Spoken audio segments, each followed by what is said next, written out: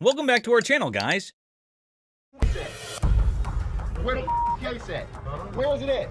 We don't take games. Where he put them on? The guy storms into the pawn shop all worked up and starts shouting about a missing case. He's demanding to know where it is, and he appears to be accusing the staff of removing it. The feeling of stress in the air is increasing, and it's obvious that something is wrong. And then when you bring it in, we do not take games. Take no Why games is my back. damage to That's the way it came in, with like the that. kids? That's the way it came in. You gonna act like I ain't got no sense?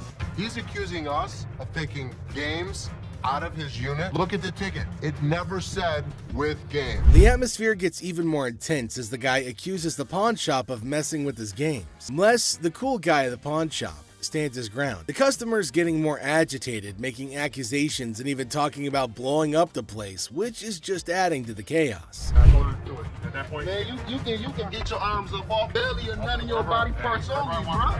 After all the stress I have, the last thing I need is a customer causing a scene. Despite the escalating situation, Les stays calm. He tries to talk sense into the upset customer, especially with a big event coming up the next day. I know how to mother walk. talking to I ain't illiterate because I ain't part of the week, and y'all motherfuckers in my middle road and putting them motherfucking games in there. And you wasn't even standing there when I paused it. Somebody need to blow this place up. It's time to go, sir. You ain't gonna get my window off. I'm not. let go. Can I get my week? Don't get it for you, don't worry. You're making a threat like that? The situation becomes alarming when the upset customer makes a threat to blow up the place. Les, rightfully concerned about the safety of everybody, asks the guy to leave. Security becomes a priority, and the customer's demand for his belongings takes a back seat to the potential danger that he's creating. It's a challenging moment for Les, who's just trying to manage the chaos caused by an irate customer. Les, chilling at the pawn shop, notices a guy walking in, watch in hand. Les, being friendly, asks how things are going. The guy, hopeful, wants $400 for his watch. Les, the cool pawn detective, calmly discusses the watch's worth, revealing it's valued at about $82. The tension escalates and the guy feels disrespected, using strong words and even threatening Les. Les, staying cool, suggests maybe he should have been given $400, hinting at a broken lamp that needs payment. The situation gets intense, with the guy considering if he should have taken the deal. The guy, still upset, leaves the shop, but not without some fiery words. Les reflects on the encounter, realizing maybe he should have given $400 to avoid the chaos. The drama ends, leaving behind a mix of emotions and a used watch. Life at the pawn shop remains unpredictable and full of surprises. How you doing today? Hey, pretty good. How are you? Real good, thanks. I'm Les. Listen, Randall, how are you? Randall, oh, you got a hell of a grip. Wow. What the hell is it? Call it a ring. Okay. I didn't think it was a bus. How'd you get it? I just got it. This guy smelled like a brewery. Okay. How much did you want? I'd like 500 for it. Why? Why? Because I need it. Yeah, I I get got you. 2 DUIs. A person walks into the pawn shop, catching Les's attention. Things start getting interesting right away. The person wants $500 for a ring and shows it to Les. Les, being curious, asks where the ring came from and why they want to sell it. The person gets really mad when Les asks questions. The intensity in the air rises as the person angrily explains why they're selling the ring. Les stays calm, making it a surprising and dramatic moment in the pawn shop. Well, if it was gold, I'd give you more than 500, but it's not real. I know it's worth $500 and you're going to give me 500. Well, actually, if this was gold, and it was brass, it had no value. I understand. You have court issues. The problem is, I need $500 for it. I'm sure you please. do. Man, I don't got a lot know of why you problems. As the conversation continues, Les drops a bombshell. He tells the person that if the ring were real gold, he'd offer a whopping $2,500. Feeling a glimmer of hope, the customer suggests, just give me the $2,500 then. Expectantly awaiting a positive response, Les, with a touch of humor, reveals the harsh reality. He explains that the ring is fake, not even worth $500, and he won't pay that much for a counterfeit ring. You got to give me something for it. I can't give it to you. I'm sorry. Give it to me anyway. Man, you can give me something for it. No, you give me something Just don't for beat it. on the glass. This guy was drunk. You give me that ring back. Give me that. It's the. I ain't going nowhere. Man, get away from me. Get out of here! I told you! You man? In the midst of the ring discussion, a security guard quietly enters, taking a position behind the customer. The customer, desperate, pleads with Les to give him something for the ring, but Les, staying true to his detective skills, rejects the plea emphasizing the ring's fake nature. Les, sensing trouble, comments that the customer seems drunk, adding another unexpected twist to the escalating situation. As the rejection sinks in, the customer, unable to contain his frustration, sits on the floor, declaring that he won't leave. The tension peaks as he becomes increasingly aggressive. The guard steps into action, forcefully dragging the defiant customer out of the store. But despite being escorted out, the customer continues to yell, It ain't never gonna happen. We'll see about that. Show me. I will. Okay. Seth has done his homework and concludes that the pawn shop system needs to change. But is it worth the cost? Les certainly doesn't think so.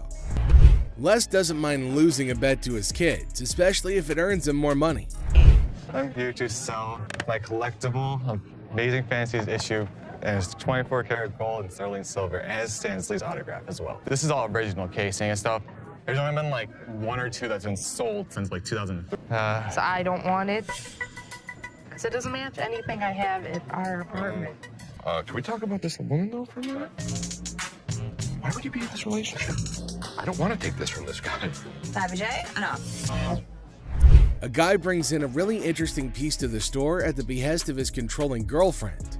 Ashley only wants to focus on business, but Bobby J is quite bothered about the customer's relationship. Unfortunately, it's not 24 karat gold. Oh, it's not? It's plated, which decreases the value a lot. Let me ask you this. What else have you had to get rid of? Nothing else. The only reason. The kid's miserable. He's scared to death to say anything. We should have helped him. You can't have this. You can't do that. Would you ever do that to somebody?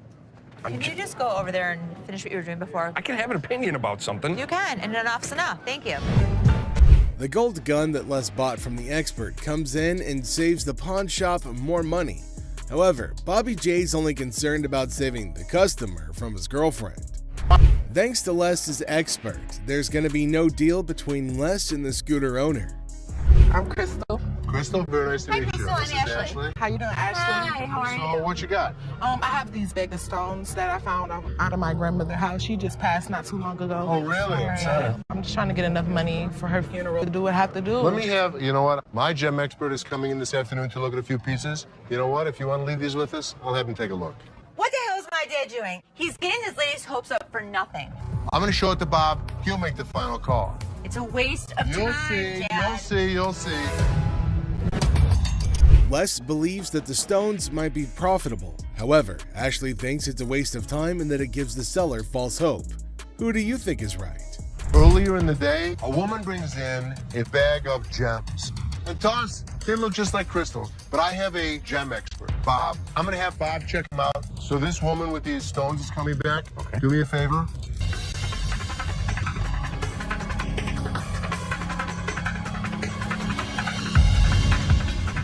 These are nothing. Time. We never get hits like this. What do you praise it at? Guys, here she is. We're going to change this woman's life. She's gonna flip. Yeah. Les is confident that Jim, his expert gemologist, will give him positive news. This time, Les's instincts are right on the money. You're going to change her life. This could change her life right here. Okay, here we go. Oh my God. So, you're in hard times right now, right? I don't even know how to break this news. $10,000. Oh my God, are you serious? Congratulations. Thank you. Thank you. All right. My God, guess what? They just gave me $10,000 for Grandma Jules. Yes, I'm so serious. I'm glad I came up here today. The woman gets more than she expected, but if Les gave her $10,000, just imagine how much he would make for the precious gem. These are walrus peni. Walrus. Penises. Why? I'm pretty sure I'm right in line with what you can find on the internet. $600 each for those, and $600 for them. There is no way I would take less than $500 for those a piece. Correct. Just wouldn't do it. Let me just go look. Two customers come in with some of the weirdest items you'll ever see on the show. Les has to take a second to understand what he's dealing with. Yeah, you're 100% right. How the hell did you know about that? Holy, Bob. He's really proficient in anything that's hard. Yeah, I mean, this is it. My guy knows about these things. Right. Make us an offer. Thank you so much. Thanks for coming in. Bob is an expert on all sorts of things, including the reproductive parts of a male walrus, for some reason. The expert really saved Les a lot of money with his odd knowledge. Test. Rick's on a noble mission teaching his old man the fine art of parking. So they hit the road for what promises to be a legendary driving lesson. Look, my damn parking lot, I'll park where I want to. Okay, Dad. You're the person who gives old drivers a bad rap. Oh, shut up before you even go there. I'm the best damn driver here. However, the famous porn star got his thinking cap on, sparing some time for dear old Dad. But hey, let's not forget the comedy that ensued from this well-intentioned emotion. So, here's the big challenge. Okay, Dad, I just want you to drive her out here, in and out the cones, don't knock any over. This is stupid. I just want to see if you can do it, all right? Watch Chumley on some of them. I'm there to guide you. Chumley, I want to avoid you, so shut up. Look at that! A real brain teaser for the old-timer, huh? But wait for it, folks. Here comes the twist we've all been hanging on for. Get ready to be amused. What the hell is he doing? Think he's... Oh! Is he stopped? He's backing up.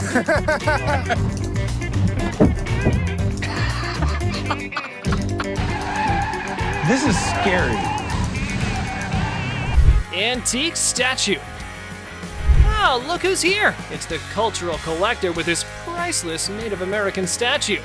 However, the old man wasn't really up for it and geared up for a commentary. Hey, boss.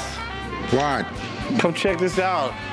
You didn't notice a 6-foot Indian walk through the door? Chumley, I was looking for somebody to replace you anyhow. Probably get more work out of him. That's stone cold. Oh, of course! Big Guy, the ultimate statue guide, steps in to enlighten about the details of this sacred item. Prepare for a true education, folks. The cigar wooden Indian came to be the symbol for a tobacco shop back in the late 1800s. So the people that couldn't speak English and couldn't read English would know where to go. Wow, that was just some good load of info. But now, it's time to dive into the count of valuations. Let's break out the calculators and start the bidding. I'm not trying to beat you up. If you want to sell it, I'll give you $400 for it. I ain't gonna pay over that. Somebody walks in, wants to give me $600, it's gonna find a new home. That's what I can do. $400 sounds fair. I'll take it. Pinball. Two lads walk into the pawn shop with a relic from the vintage vault, a 1930s pinball machine. Our old man's in for the show.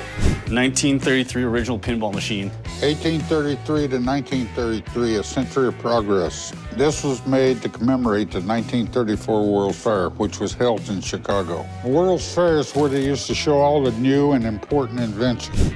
It had the boss all ears, who was really captivated by the ancient Game Boy. And oh boy, Chumley's genius was shining brighter than ever. You didn't know that? No. Most of the time, Chumley is a couple fries short of a Happy Meal. But he does know a few things about these old pinball machines, and I hate to admit it. The question remains in the air. Will our dynamic duo step up to the plate for this epic purchase? Or is it just another round of the to and fro? Time will tell. Bottom line is another. If you want it, you got $1,000. If not, I really appreciate you bringing it in. I think it's a bit of rubbish, but you know what? Let's do it. All right, John. Thank you. Chumley, you want to do the paperwork? It's a good job. You got me.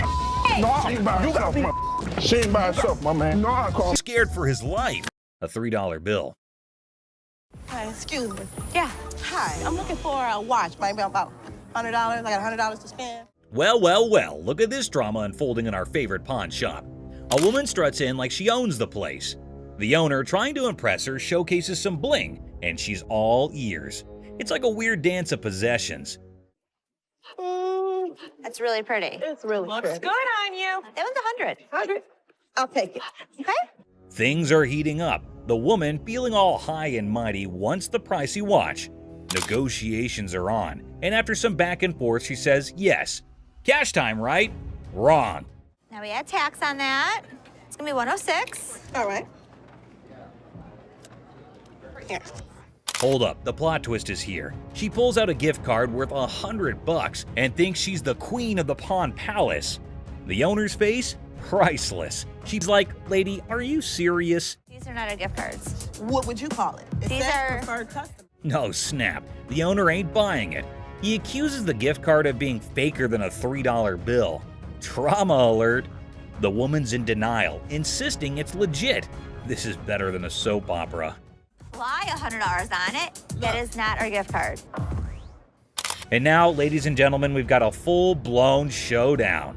The owner versus the woman. It's like a bad reality show. She's trying to swipe that card. He's not having it. Cue the verbal fireworks.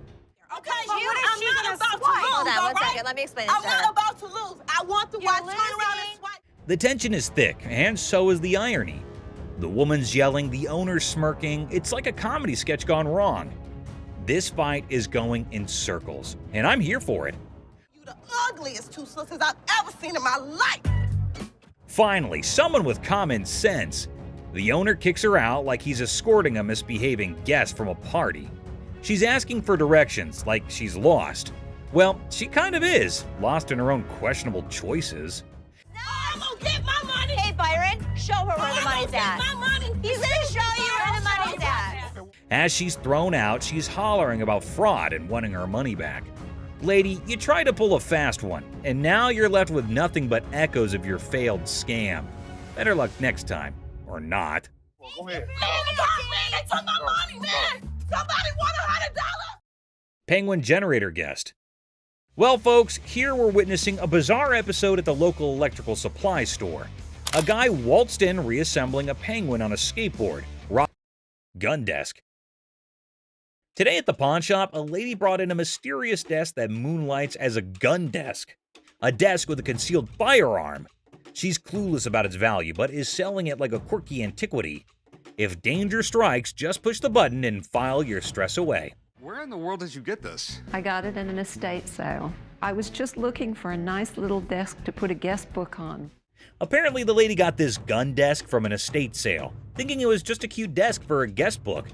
The seller's reaction? He's seen hidden guns in everything. Swords, canes, cameras, but a gun-disguised desk? It's like 007's DIY project gone wrong. You're really not going to stop anybody if you shoot them in the thigh with a small .22 like that. Well, it's not even a regular .22. It's a .22 short or something it looks like. The pawn shop seller, baffled by the antique gun desk, insists on a buddy inspection to verify its age. The buyer, eager for the coolest desk ever, is like, where's the gun though? Antique furniture shopping meets gun control comedy. This thing is a gun. You press there's the trigger. That falls down, hits the hammer. The bullet flies out this way. The second seller is utterly perplexed by the gun desk, questioning its practicality. He's pondering who would buy a tiny desk with a hidden firearm. Meanwhile, the buyer's probably thinking, well, it's the perfect desk for a high-stakes game of hide-and-seek.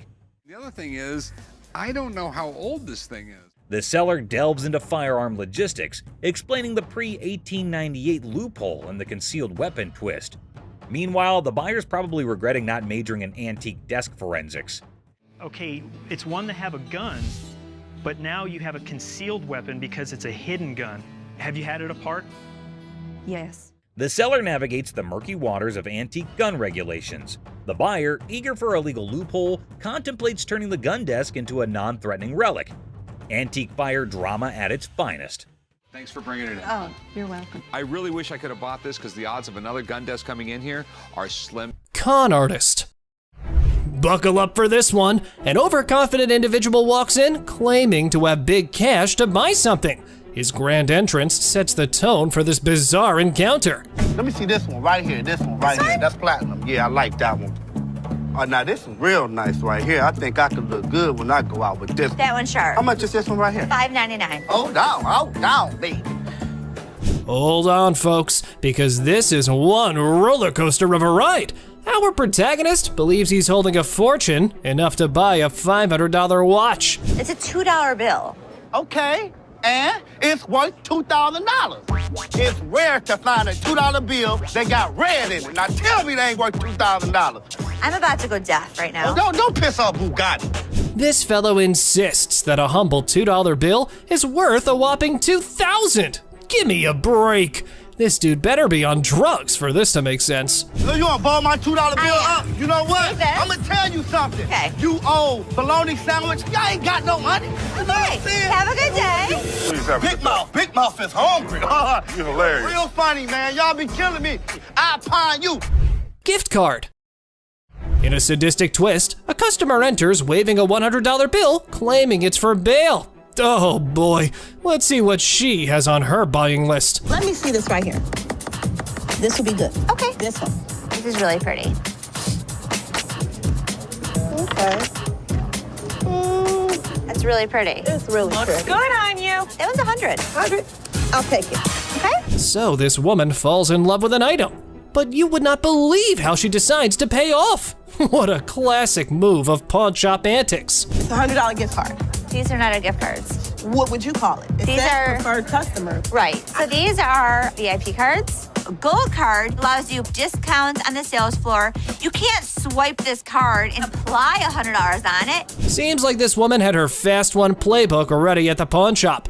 But hey, who can predict the wild escalations life throws our way, right? Somebody want to buy a preferred gift card? There's not $100 on it. There's not. I'm going to get my money. Hey, Byron, show her where the money's at. My money. He's gonna show you where the money's at. Okay, we'll walk out. I need my money. Somebody want $100? Invisible phone.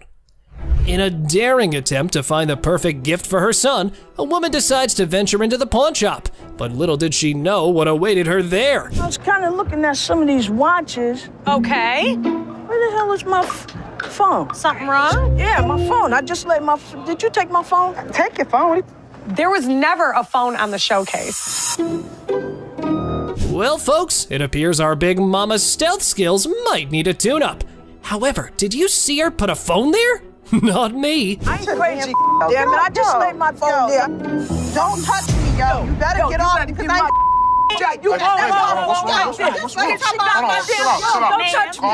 There was no phone on the showcase. Can someone just ask this woman to keep it down a bit? It looked like she was indeed trying to pull a scam.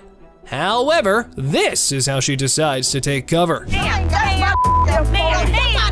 When you start attacking another customer in the store, you have got to get out. Y'all better get this lady because I ain't got nothing. Please, Nobody don't got time for this. Yo, get this old ass lady. You better get my Looking for a boyfriend. A girl visits the pawn shop on the hunt for her beloved boyfriend. Can you guess where she might find him? Oh, you got it. It's none other than the store itself. Talk about a stroke of genius. I'm sorry, but who are you? Just get him for me. And so what's this regarding? He's my boyfriend and he's not paying child support. You're his That's who I am. girlfriend? Yes, I need him. So don't you have a cell phone number? Can you just get Chad, please? I do have a Chad that works here, but I don't have time for this today. Our girl meets Seth, who's in a funny mood today. Get her ready for a humorous encounter that'll surely make you laugh. It's time for some entertainment. Come on, grab Chad for me. His lovely girlfriend's here. Like, I got all day to just be wasting my time. This young lady would like to see you. That's not him. Y'all playing games with me now? That's Chad. No, that's not. Then I don't know. I know who I sleep Chad. with. What? This lady is out of her mind. Well, apparently, lady, they've got the wrong Chad, so you better take your business elsewhere. Or you've just started looking like a scammer. It's going nowhere fast. Oh, you're talking about Chad, the tall guy with the waves. Yeah, Chad. He just went outside. He's right out there. Y'all want to sit here and play with me? If this was Chad's girlfriend, I have one piece of advice, Chad. Run away. Where the he at? Watch that. Tressa, the ex-employee, decides to stroll back into the pawn shop with a Rolex watch in tow. Guess what? It's the one her boyfriend paid for. The guy that bought it for you disputed the credit card. No, he didn't. Here, I can put him on the phone for you. Hold on, Tressa. He did dispute it. He's never been paid for the watch. I can give you a loan today for $1,000, but Things heat up quickly between the ladies as Tressa and the shop owner engage in a fiery exchange. How about we skip everything to the dispute paperwork? They mailed him a piece of paper to close the dispute. do you have the form on you? No, but I can call him. Okay, so when you get the form, I can give you a loan for the $1,000 on the watch. So I can give you the loan for the $1,000. That's stealing. Disputed. It's not fully paid for right now until we receive the paperwork. You're wrong right now. Now, let's all hope she can gather her dignity and retrieve that slip to claim her hard-earned cash from the pawn shop. It was time for a little redemption. Let's do the $1,000 loan, and then I'll be back with the paperwork. Honest to God, you are so wrong. Not a nice person. That's nice to say to your. How old are you? Look how you're treating me in front of my kids. Ridiculous because it's been appraised over the years. Back in the 90s, it was as it is. I don't care what you say. I don't care what you tell me. Are you her customer or mine? I'm talking to you. Come on. This lady got so irate because she wanted to be next in line. She wanted to be first. She felt that she was the most important out of every customer. You're next in line, so I'm gonna be right with you. Okay, well, come on. It doesn't matter. What the are you? You're not the police. I can talk to whoever I want to talk to.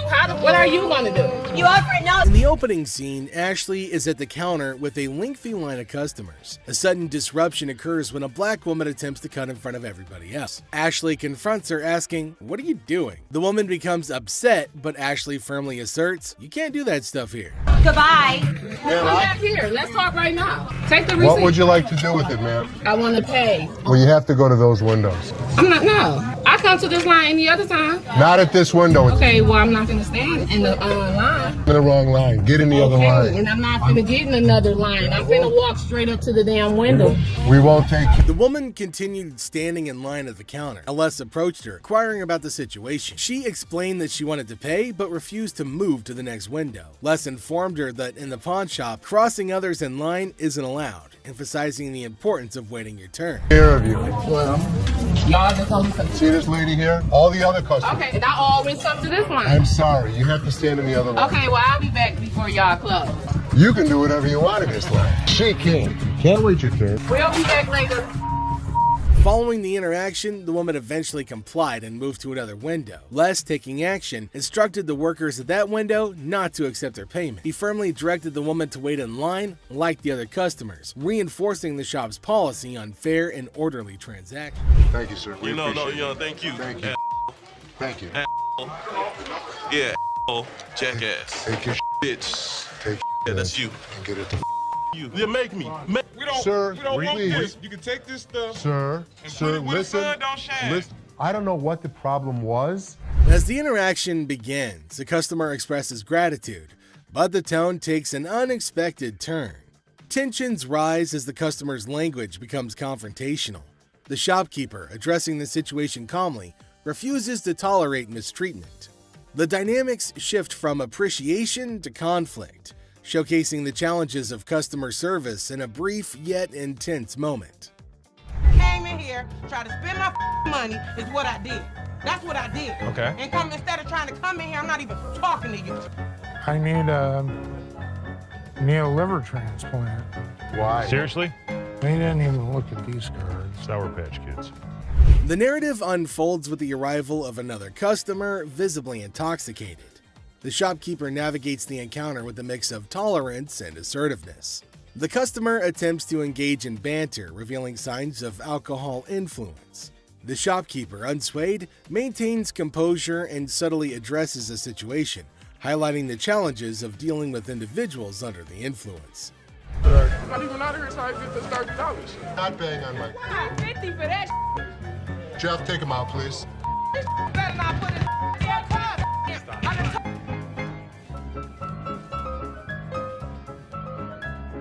How would you? Man, what the?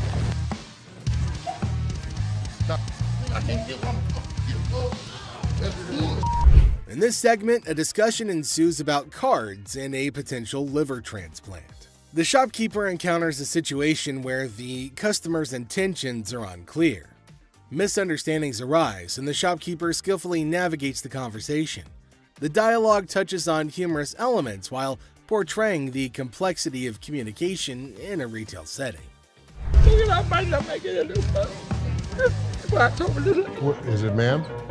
Is it? I don't know. You tell me. Man, come on, you the dude with the ponytail? The wife's racking my nuts on the telephone constantly. Two earrings in your ears. Does it matter? Just take it off, put it with mine a little bit, let it get a little bit more weight to it, and go ahead and give me my money. Does that make sense? Right this way.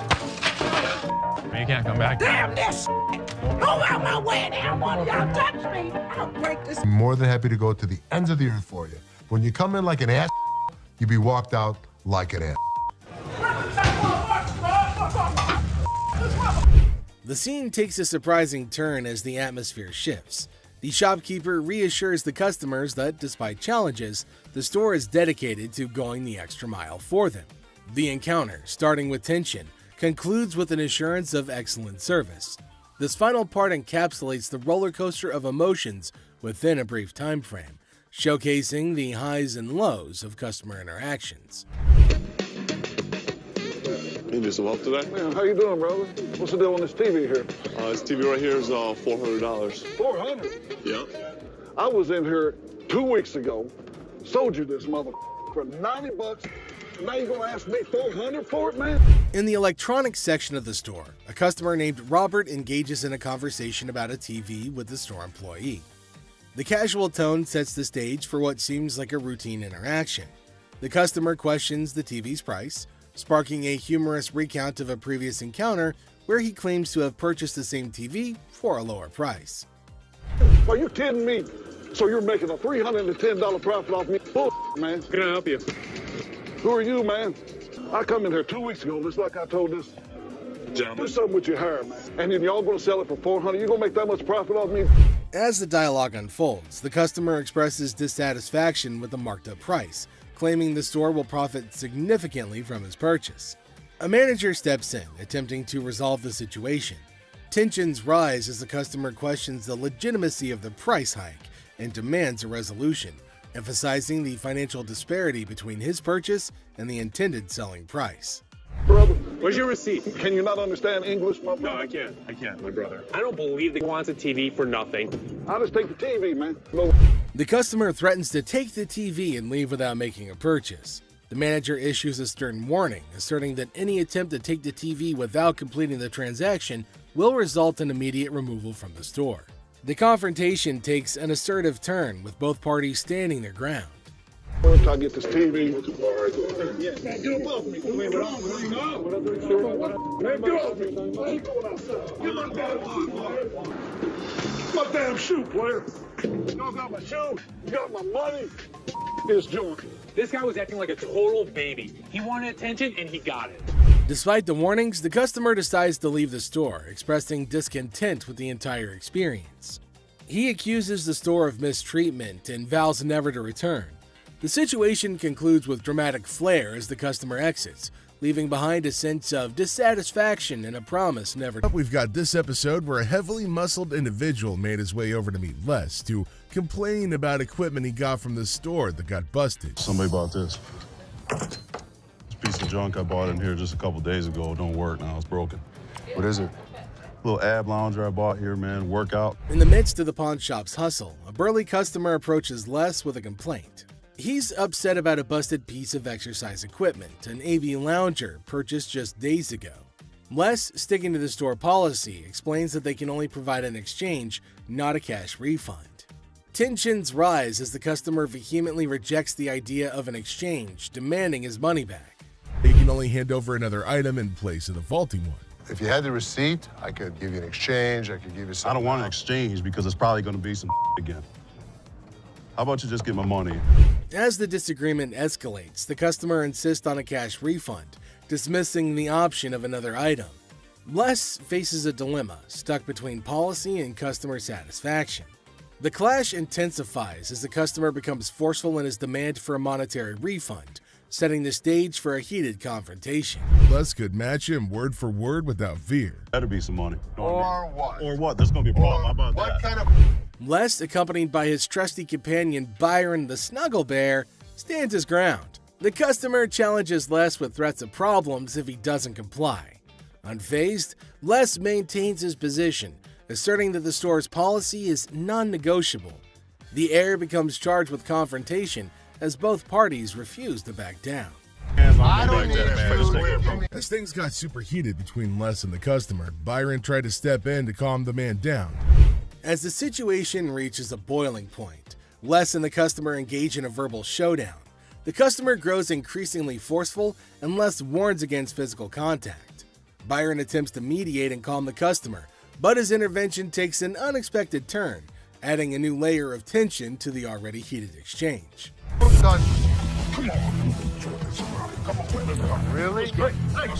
The confrontation takes a risky turn when the customer, ignoring Les's warnings, attempts physical contact.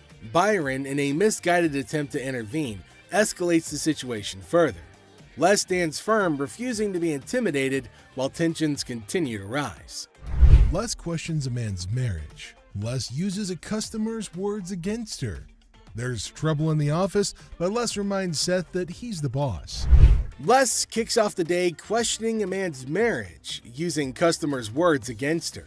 Trouble brews in the office, but Les asserts his authority as the boss, teaching a disrespectful man a memorable lesson. Les shows that he's not just a pawnbroker, baby. He's a boss in control. Here are savage Les Gold moments. It looks like Les is more interested in this man's marriage than his business. Les woke up this morning with the urge to roast someone, and of all the people he could roast, he picked this guy. Things take an unexpected turn. Now, in a surprising twist, Les dives into the man's marriage, leaving everybody shocked. Les humorously challenges the man's absurd scenario, roasting him in a way that only Les can. The man's attempt to buy an anniversary present with his wife's jewelry backfires, adding a touch of humor to the pawn shop drama. Get a watch for my wife's anniversary. Oh, it's not your anniversary too? Well, yeah, it is mine too. How many years you been together? 25 years. Oh, okay. How many good ones? So how did you get these? Well, we were going through some of her jewelry. She said this belonged to my grandmother. They're not real. Les posts a customer's watch request, questioning the authenticity of the jewelry. Unfazed, Les detects the fake and confronts the customer's peculiar anniversary gift plan. The customer tries to defend himself, but Les, in his signature style, keeps it real and uncovers the truth behind the fake jewelry. And hold on a second. How come the old man wants to buy his wife an anniversary present with her own jewelry? That is one hell of a ridiculous scenario. What this man could have done at this moment is leave. But nope, some of these customers love to start drama. This is older than both of us. It probably is. But it was fake when it was made, and it's still fake. Les faces a customer who crosses the line, insulting his family. For the first time, Les takes matters into his own hands, delivering a stern warning. The tension rises as Les draws the line, showcasing a side of him that won't tolerate disrespect towards his loved ones. Yeah? Okay, I've seen your wife. Listen, mother, there's two things you don't talk about. What's that? My wife and my family. Oh, so here's the deal. For a moment, we thought... Two of you. Here's the deal. Get out of here. Two of you. I'll hurt you guys so bad. Sure you will. Better get in front. Sure you will. In a final showdown, Les lays down the law. With no patience left, he kicks the disrespectful customers out, warning them of dire consequences if they return. Les reveals his savage side, making it clear that disrespecting his family won't be tolerated under any circumstances. The plot thickens as Ashley confronts Seth about the apparent double standards. She probes into the intricacies of spending $880, questioning how bad it could be. Seth, in classic sibling fashion, argues that his purchases are all about resale value, a concept he conveniently forgets when it comes to Ashley's shopping habits. According to him, he's the revenue guru. You are just a hypocrite. She was just being ridiculous. I just want her to stop talking. Ash, what do you want from me? Apologize to me. Apologize? Apologize that you're such a hypocrite. You know what, Ash? I'm sorry. I'm sorry that you're a bitch. You, Seth. You're such an ass.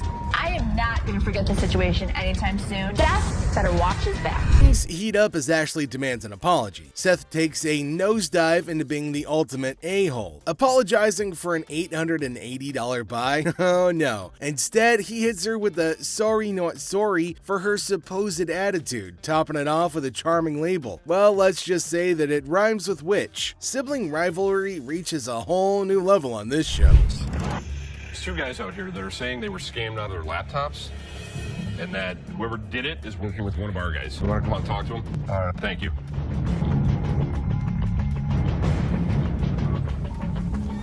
Who is it?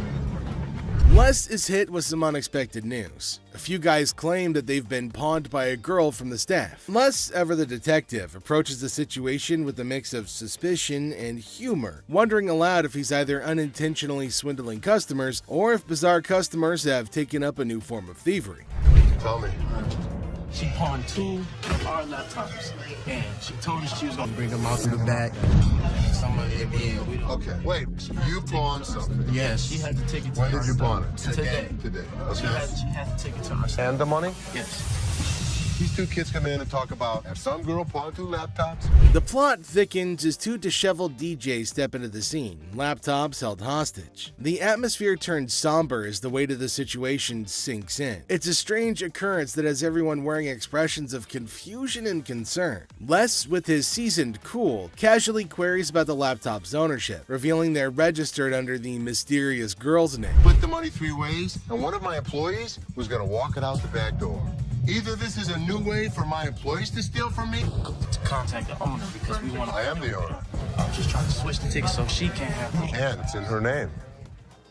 No, that's why I wanted to know if I can't do it. The tension rises, but Les doesn't crack under pressure. Maturely handling the situation, he asserts that he needs the lowdown to work his magic and get those laptops back where they belong. It's a pawn shop mystery, and Les is the detective determined to unravel the peculiar case of laptops and loyalty. They saying if I brought a friend with me that I could get 30 days of free cash. It's for an interest-free loan.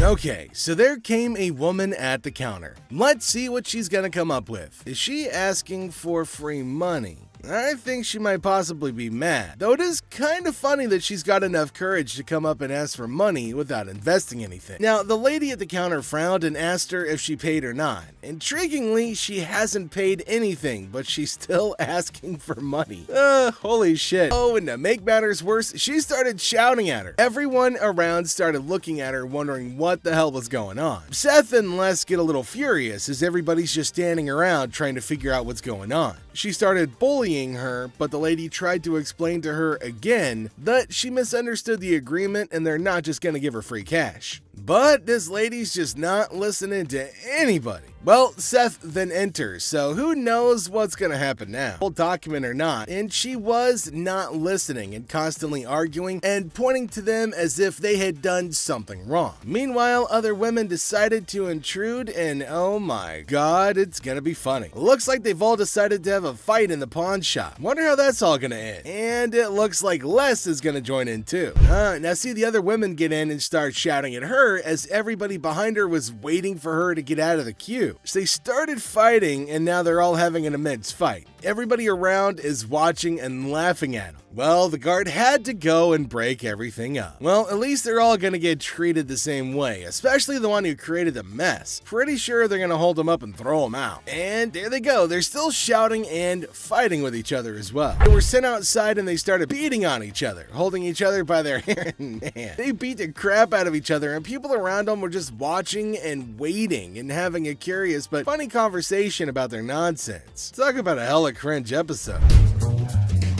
It's Robert. Robert, nice to meet you. Nice to meet you, Dennis. Yeah, I got an item here. Might be interested in. Okay, so there's a guy coming into the pawn shop with something in his hand, maybe a poster. But what's it for? He came to Seth and the other man and showed them this poster. Now it feels like they're interested in it and there might be a handsome deal between them. Detroit Lions players had signed. Did you drag it in? So during the flood, I seen it down there, and that's when I pulled it out. She went down there and she supported these people, and while she was walking the picket line, she would gather signatures. You got Williams over here. That's what, Steve Farkas? This is the first time a guy actually brought in, and I just got on the picket line because I'm on strike right now myself. We've been on strike for almost 3 months now. $1,000. He started describing the poster that's mainly about the protest of people in history, and it's got lots of signs of well-known people and has got a lot of worth. He explained everything in one go and demanded a heavy amount for it as it was really valuable to him. Seth told him that it's got some stains on it, and it's no doubt the same poster of historical strike, which made it worthy, but for him it might make a lot of difference. I hate the condition of it. I understand, and I You gotta understand when it comes down to collectors, everything is about condition. Absolutely. And I'm sure if your dad saw this, jump on the heartbeat. Seth and the man explained that it's not about the worth that he's asking for in terms of thousands of dollars, but it's also about the condition of the poster, and it's not in a very good one. The man is continuously arguing that it's got signs all over it. If Les has seen it, that he'll definitely be surprised and definitely pay more than $1,000 bucks. Well, as for Les, he just came in. Sharper. They need to make an effort close these deals quickly. Through my research in that, I seen personally that one just like this, Minto, and he got $950 for it. Right, man. So if that was mint, why would you want $1,000 for this? He only had one signature. I have at least a dozen. But with this tear up here, Yeah, and the and condition it's in, the water stain on the bottom, it's just a hard thing to sell. Yeah, but even though it's in this condition, how many of it exist? Very rare. And it's uncertified. Right. You know. I'll sell for $5. Les judged the entire piece and told him that he's asking for too much, and later on they further described that it's torn from the top and the bottom, and it's also got damage and they can't pay more for it. But he still won't agree to pay for it. But he did say that he charged $500 off of the amount, but they couldn't reduce it any further. Value? Let's make a deal. $75? No way. Who's gonna buy it from you? I'll just put it back in my basement, let it collect dust. Offering you just $100 cash money right now wouldn't make a difference, you're saying? 200. Nobody in life is ever gonna offer you more than us. According to Seth, it's a historical and cool piece and might be a profitable deal for them. So he asked the man if they'll pay $750 for it. But the man was stunned and said that they're paying too little. He said that you should pay more, but Les is arguing that no one can pay you more than this. You change your mind, we'll honor the 100. Which would you prefer, 520s or a $100 bill? 520 seems like more, wouldn't it? 520s. That's to me. 520s right now. 100 hours. Take it or leave it. 520s. Got a deal. $100. Thank you. Thank you. There's no question. It's a one-of-a-kind piece yet. It's a little bit of damage on it, but it's got a lot of autographs. I know we're going to make a profit. He asked for $200, but no, it's not going to be a good deal, and they told him to leave. The man in need got a severe shock and held up the poster thinking. Les again said that they can't pay more than $100, and after some time of quietness, they agreed to the deal. Finally, the happy deal was made. So there's a man, probably an attorney with two ladies along, coming inside towards Les at a pawn shop. Now, Les knew about it before. He asked for Les, and fortunately, he was at the counter. He asked why they had arrived at the ring, which they bought from these ladies for $10,000. But they didn't pay and gave them the receipt. Now, he put up the receipt and showed it to Les, and accused them of cheating and stealing from the women and taking their expensive ring. But Les was cool and controlled his anger. Whoever produced this ticket didn't understand. That is some bull. It may be bull, but that's the truth. I don't know how I got mixed up. There's the game-changing point. Les, after listening to him, explained that he will reveal the truth now by showing the real receipt that they had. He went and came back with real receipts that they've been giving to the customers. There, he spotted major differences. He notified him of the major changes in the receipt that he brought. The man looked rather weak. The attorney turned to the women, but oh my god, they're still accusing Les of having given them the wrong receipt and asking the attorney to take the money from Les. The man, being down on himself as you can see, argued with. The man showed the evidence to the ladies and told them that they were having the wrong receipt. But they continued to argue, harassing both of them and started using personal attacks. They were all arguing amongst themselves. Pretty crazy. The attorney went back as he can't do anything for the ladies. You know purses, then you know the. As our unsuspecting customer strolls into the kitchen at chaos, little does she know what's cooking today. Ashley, patiently bracing herself for another round of absurdity, politely inquires about what the customer's looking to offload. The girl, blissfully unaware of the purse's actual value, confidently suggests a price that's almost a steal. $3 though, so if it wasn't worth. And now the plot thickens. The lady asserts that if Ashley truly understood purses, she'd gladly accept the offered amount. However, Ashley, standing firm in her claim that the purse is torn and not worth more than $50, creates a hilarious clash of valuation difference. It's time to cue the drama. Ashley throws out the bold figure of $50, and it hits the customer like a curveball she wasn't ready for. Feeling the heat, our lady teeters on the edge of diplomacy and blurts out the unforgettable line. She labels Ashley a pepperoni ass and decides that she'd rather chat with anyone but her. Talk about spicing up negotiations. 3 males walked into a pawn shop. One of the suspects stood at the door as a lookout while the other 2 suspects walked directly over to the display cases. So, like, these 3 guys roll into the pawn shop, just casually strolling in. The other 2 guys, they head straight to the fancy display cases. It's all got suspicious vibes. And then, bam! One of them whips out a sledgehammer and starts smashing the glass. Things are starting to get pretty wild. At some point, a customer from the place is seen leaving calmly while the lookout tells her to hurry up. The suspects appeared to be wearing heavy-duty gloves in order. At one moment, a person from the shop strolls out all calm, and someone's keeping an eye on her, urging her to speed up. The people thought to be involved seem to have on these tough gloves, maybe so they don't get any cuts. Not to get cut while removing the glass from the cases. Both suspects placed the jewelry and many other valuables in the bags. So when they took off the glass from the cases, both of them put the jewelry and lots of other valuable stuff into bags. After that, they hightailed it out of the store in a black Mercury Marquis.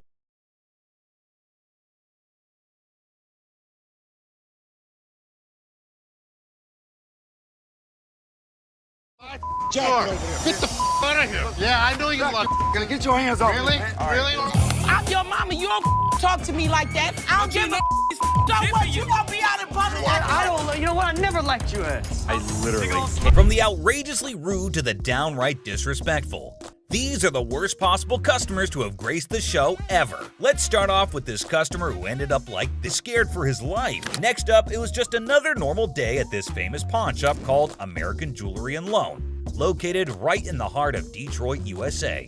And in walks a customer ready to pick a fight with anyone that is about to come his way. Yikes, that already sounds like inviting trouble, but let us see where this goes. This fake ass Suge Knight Thank over you here. very much. Put me out. Have a nice. He walks into the store, and you can already see the attitude on his face. He walks us back in the store from his surgery. He comes in with his Xbox and immediately tells Les that he needs to get as much money as he possibly can for it. Like, obviously, that is clearly what everyone is here for at the pawn shop. He knew that they probably get a lot of Xboxes anyway, so that does not set him apart from the rest of the regular customers. When Les asked what he needed it for, this guy had quite a story to tell. And it is definitely a full-fledged roller coaster. He reveals that he needs as much cash as possible, and it is all for his girlfriend. Why, you ask? Because she got locked up in jail and he had to bail her out. Is this guy delusional or are the cops mistaken? He knew what he was doing, and his comments were not helping with the purchase. He kept saying that it would be cheaper at a regular jewelry store, when in fact, it was way cheaper here at the pawn store. Clearly, he did not understand the concept of it. Seth asked the guy where he usually went shopping, and when he said the mall, he asked the guy if that is where he got his earrings from. And get this, he paid $500 for it. So if he can buy earrings for that much money, why can't his own mother? Alright guys, brace yourselves for the next chapter in Sharonda's jewelry adventure. But here's the thing, folks, that employee was just doing their job. It's a classic case of drama and tension in the workplace. Buckle up, because we're about to witness the clash of these two titans in the crazy world of hardcore pawn. This time, Michael approached Ashley and tells her that he has a mink coat for her. She immediately asked him if he had brought it in before, and he said he had not, but it was obvious to everyone except Michael that she did not buy a word he was saying. She was even more confused because it was the middle of summer, and he had just brought in a fluffy, thick jacket. And when she asked him if he had looked outside lately, this is what he had to say. Did you take a look outside recently? Oh, it's cold out there. Her face definitely says it all. Just to see if he was being for real, she asked him how he knew it was mink. And to that, he had the most ridiculous response. His visits to the store, he definitely had this coming his way. And finally, down to the #1 worst customer. This customer was being disrespectful and disgusting at the store, and someone finally put him in place. Whew! You understand that? I got you. Don't with my kid. I'm sorry, man. You don't with my kid. He walks in and notices a table and immediately just announces to no one in particular that somebody needed to come to help him out with it. That's really not a nice way to ask. Jeez. Take a look at how he was behaving. Let me lay on this mother. You see, was a sex table? So for what? He was being very crude, and Ashley notices his presence there very quickly, especially considering how loud he was being. He again keeps shouting for someone to come help him, and then you won't believe this, but he asks for Ashley in person and says she is his girl. Take a look at what he was saying, or rather shouting. Ashley, man, that's my girl. Yeah, I want Ashley, man. Oh boy, get a load of this, guys. Ashley was absolutely disgusted by what was going down. Turns out this dude we're talking about is a regular at this store, and he's always spewing disrespectful comments left and right. But here's the twist. Most of those nasty remarks are aimed right at Ashley herself. Can you believe it? But wait, there's more. This time, he's taking his craziness to a whole new level, and Ashley's never seen him act this bonkers before. He asks her what the table cost, and when she tries to reply, he says something completely horrible that caught everyone's attention. What you want for this table, girl? Get your ass over here and shut up. The moment she spots this guy on the table, she's like, yo, get off, dude. But he's not having it. He keeps telling her to shut up or get lost. That's when the bouncers step in, swooping in like superheroes to have her back in a flash. But here's the kicker, my friends. Even after all that, he still won't quit with the rudeness. He's talking down to her like he owns her or something. And let me tell you, she's beyond upset. She's furious at the way she's being treated just because she's a woman. Take a look at what he's doing in the store. No. No, you be Shush. quiet. Look, come this way, baby. Who do you Come think here, you sexy. are to talk to me like Girl, that? if you let me, I'll be slapping. Yo, hold up, people. Leslie catches wind of all the chaos and rushes in to see what the heck is going down. And let me tell you, he's in for a major surprise. When he hears just how incredibly rude this guy is being, he straight up loses it. It's time for a full-on showdown. And let me tell you, this customer is in for a world of hurt. I mean, seriously, who would even try to mess with Leslie, especially in his own store? It's about to go down, my friends. Over how? Look, I ain't even looking at this mother. Do you think you're talking to, mother? Back up. Back up, man. Leslie has reached his boiling point. He simply couldn't tolerate how this disrespectful dude was treating his own daughter anymore. Enough was enough, and he was ready to put a stop to this nonsense once and for all. Brace yourselves, because things are about to get real intense real fast. Without hesitation, he grabs the guy by the neck and firmly tells him to get the heck out of the store. And let me tell you, it's not gonna end peacefully. And that's a wrap, folks. We hope you enjoyed diving into the world of Hardcore Pawn and witnessing some of the absolute worst customers that have graced the shop. And stay tuned for more epic episodes. Until next time, guys. Hey, what's going on? Hey, man, it's a nice refrigerator. Get the f out of here. Come on, refrigerator. He was stupid. When you start attacking another... Yo, y'all better get this lady, because I ain't got nothing. Please, Nobody don't got time for this. Yo, get this old ass lady off. Get my Campus deal. Buckle up the antiques, guys. We have a man who's brought in a piece of the Victorian century to sell at the pawn shop. Get ready for a blast from the store. Refrigerator. Well, guess what we stumbled upon? A person. Yeah, a real-life human being lurking inside a refrigerator. Now that's one way to stay cool in a store. What the f are you doing? I was checking out this refrigerator. I've heard of this situation happening before. People hiding in trunks, in suitcases, in cabinets. They wait until the store closes and then they rob the place. Our fella takes refrigerator admiration to the next level by boldly sitting inside. Talk about being a big Ice Age fan, huh? Just cut to the chase, man. You gonna buy it? I was thinking about buying it. Don't you normally check it out by looking at it, not testing it out? Sometimes. What are we gonna do, rob us? This mother is not getting away with it. Not here. Get ready, everyone. An exciting scene unfolded when the store owners confronted a potential thief. What an electrifying clash we're about to witness. Come on, man. You kind of remind me of like a crackhead Snoop Doggy Dogg. Tell you right now, you take another step, it's gonna be your last step of walking. Were you gonna stay in there all night, come out in the night? What if this guy is part of a bigger team? I'm worried. I need to figure out a solution and talk to my dad. Fake diamonds. This thrilling episode of Hardcore Pawn features a woman claiming her niece gifted her some earrings from their store. Oh, let the drama begin. So there's two problems here. The first problem, you don't have the receipt. Second of all, No cash. on the receipt it says no cash refund. One more problem that's really key to this whole thing. These are fake. Everything got off to quite a normal start until the lady customer was asked about the receipt. Yeah, apparently she was looking for a pass on that. Talk about being delusional. Two options. You pick whichever option you want. You can leave. No, I ain't going nowhere. Second option What? is you can get the receipt and then Ain't no can you mother finish receipt. listening? It ain't no Can you receipt. finish listening? No. It's time to leave. I'm not going nowhere. It was like a verbal storm. As far as her reaction goes, well, let's just say it was quite the showstopper. Let's see how Ashley handled the situation. This is Joe. How you He's doing, gonna show Joe? you to the front door. Wait a mother minute now. Get your hands off. I guess Don't you're touch leaving. it. I'll be back. See you then. Little ass baby, you need to go get fed right quick. con artist. Buckle up for this one. An overconfident individual walks in claiming to have big cash to buy something. His grand entrance sets the tone for this bizarre encounter. Let me see this one right here. This one right here. That's platinum. Yeah, I like that one. Oh, now this is real nice right here. I think I could look good when I go out with this. That one's sharp. How much is this one right here? $5.99. Hold down, baby. Hold on, folks, because this is one roller coaster of a ride. Our protagonist believes he's holding a fortune, enough to buy a $500 watch. It's a $2 bill.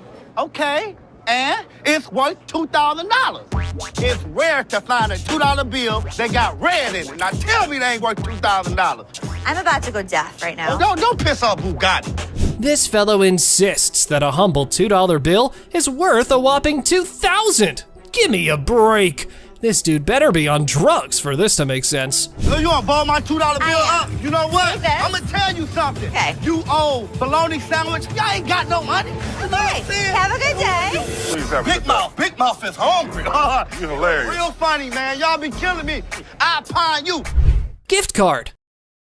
In a sadistic twist, a customer enters with $100. invisible phone.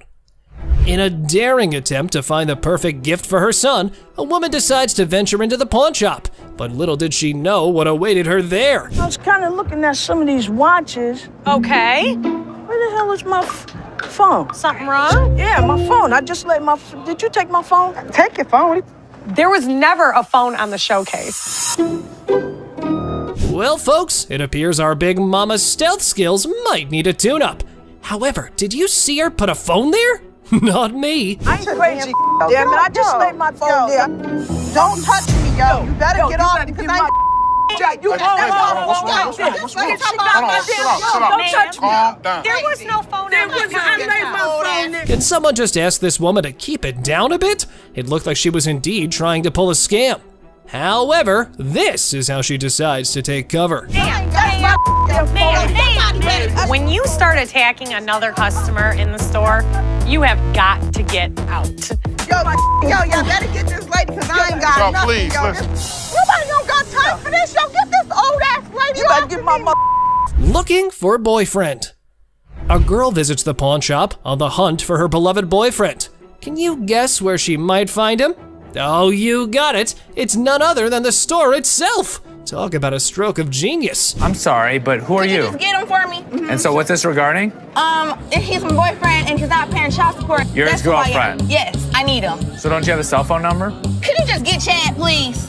I do have a Chad that works here, but I don't have time for this today. Our girl meets Seth, who's in a funny mood today. Get ready for a humorous encounter that'll surely make you laugh. It's time for some entertainment. Come on, grab Chad for me.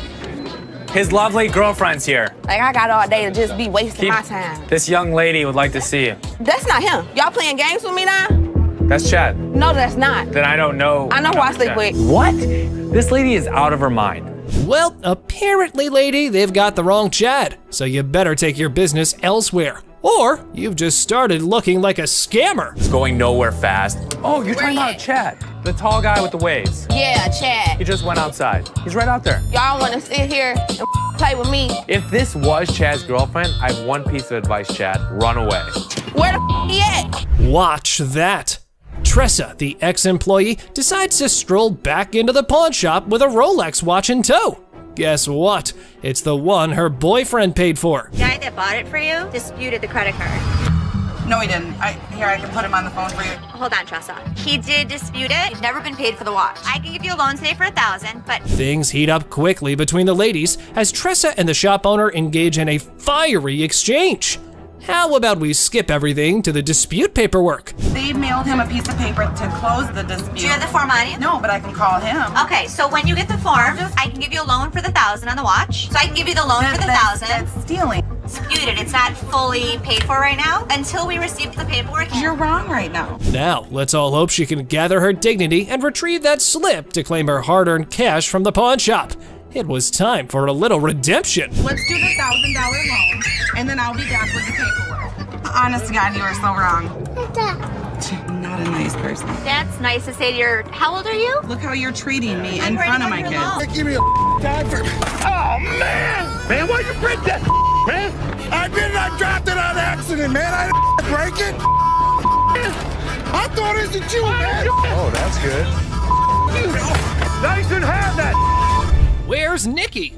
The lady has arrived at the pawn shop saying one of the workers valued her earrings. And now she's just demanding the estimated price.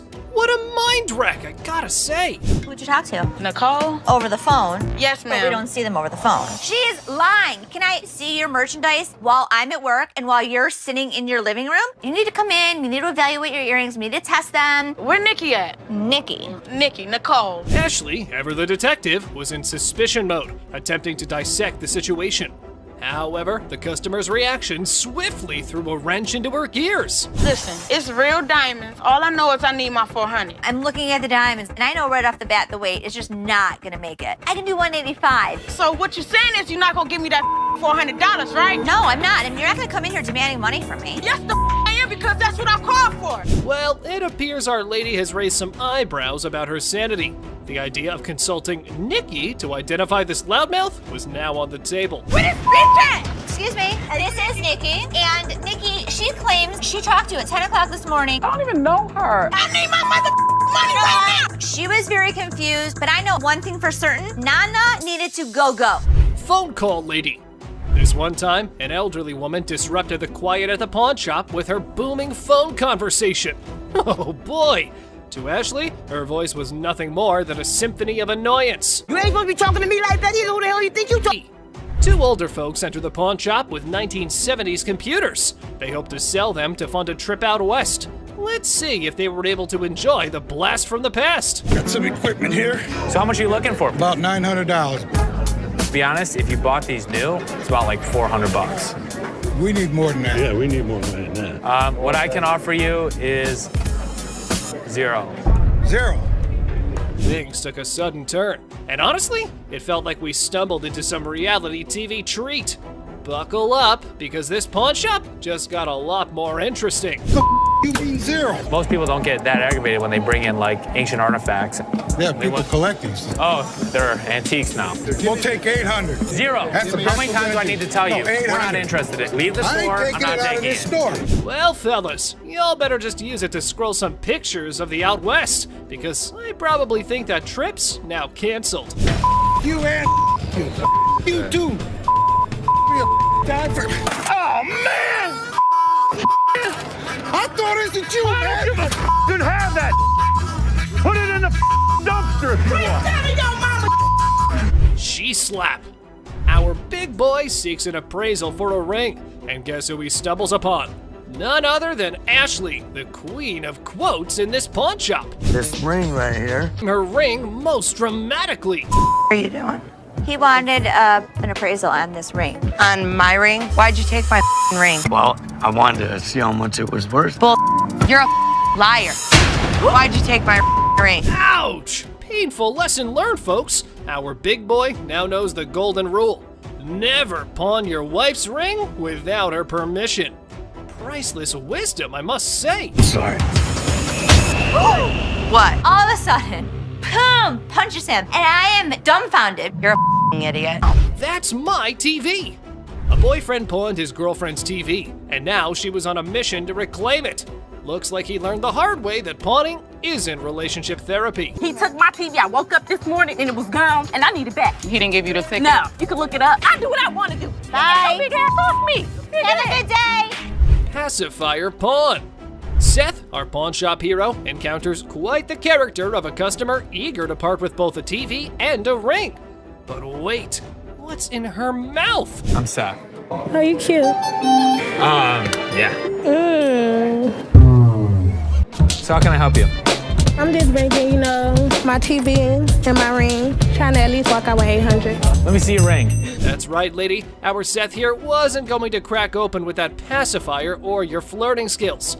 How about we cut to the chase and look at the valuables? Her ring was pretty nice. It has diamonds. It's 10 karat gold. Her TV was relatively nice. You just answer my question. I said what you wanted. I know, I said I'm good. So, you need a loan or you want to sell it? Loan. Loan?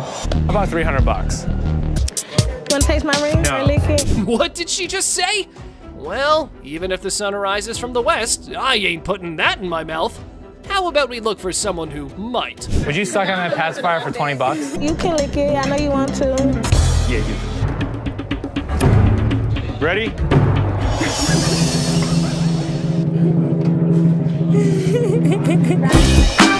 Push fight. In a mood to listen to your story. Come, take. Can I see it?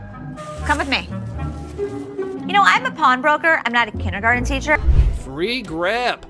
The girlfriend decided to pawn her boyfriend's Xbox, and now he's on a crusade to rescue it.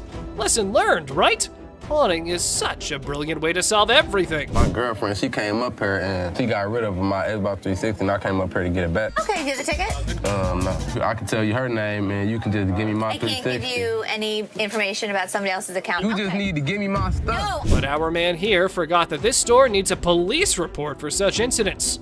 So how about you keep your volume down, gamer?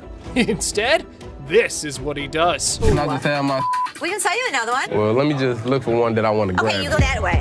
Wait, right hey, what here. 360 there, bro? And I'll sell you one. Stop right here. No, ain't no And I'll selling. sell you one for $200. No, I can grab one for free. Excuse me? Yeah, you can heard. do what? What in the world was this dude thinking? He was running around like it was a jogging park. But hold on to your seats. Big Joe was here for a run too. Hey! Get out of here. Get the out. Now. All right, Don't ever step back my You gonna car. make me move? Get out of my face. My store. Bye. I can't take you nowhere. It's the home, baby. Without you, mother. You don't talk about my daughter. You understand that? You understand that? Yeah, man. You understand that? I got you. Don't with my kid. I'm sorry, man. I really do believe you. Customer flirting. Imagine you're ready to pawn that chain, right? How about using your charm to score a sweeter deal? Remember Ashley? She had a customer smitten with a better offer. You're the first person I met when I first come here to this pawn shop. Yesterday, I come up here and I got my chain out. Now I got to pawn it again. How much you have it in pawn for before? Oh, I had it on 120. I was going to pawn it for 200. Do you want to take a look at it? Yeah. Just wait, my friend. What's the plan here? You and Ashley? Do you like BFFs? Now, from where this unconditional love stems, suspicion might be knocking at your door. I can't find her name in the system. You sure can keep a woman waiting. Well, here's the thing. I don't even see you in my system. So you lied to me? I do like you. No, you lied. I adore you. I appreciate would not that. lie to you. Whoa, that confession strategy is next level. But hey, reality is the ultimate plot twist, right? Plans in our heads versus the real-time remix don't always sync up. How much did you get on this? I get last time 120. Okay. I'll give you 130. Okay. All right, step on over. I think I've got a customer for life. It's good to see you. Nice to see you. 700 cockroaches.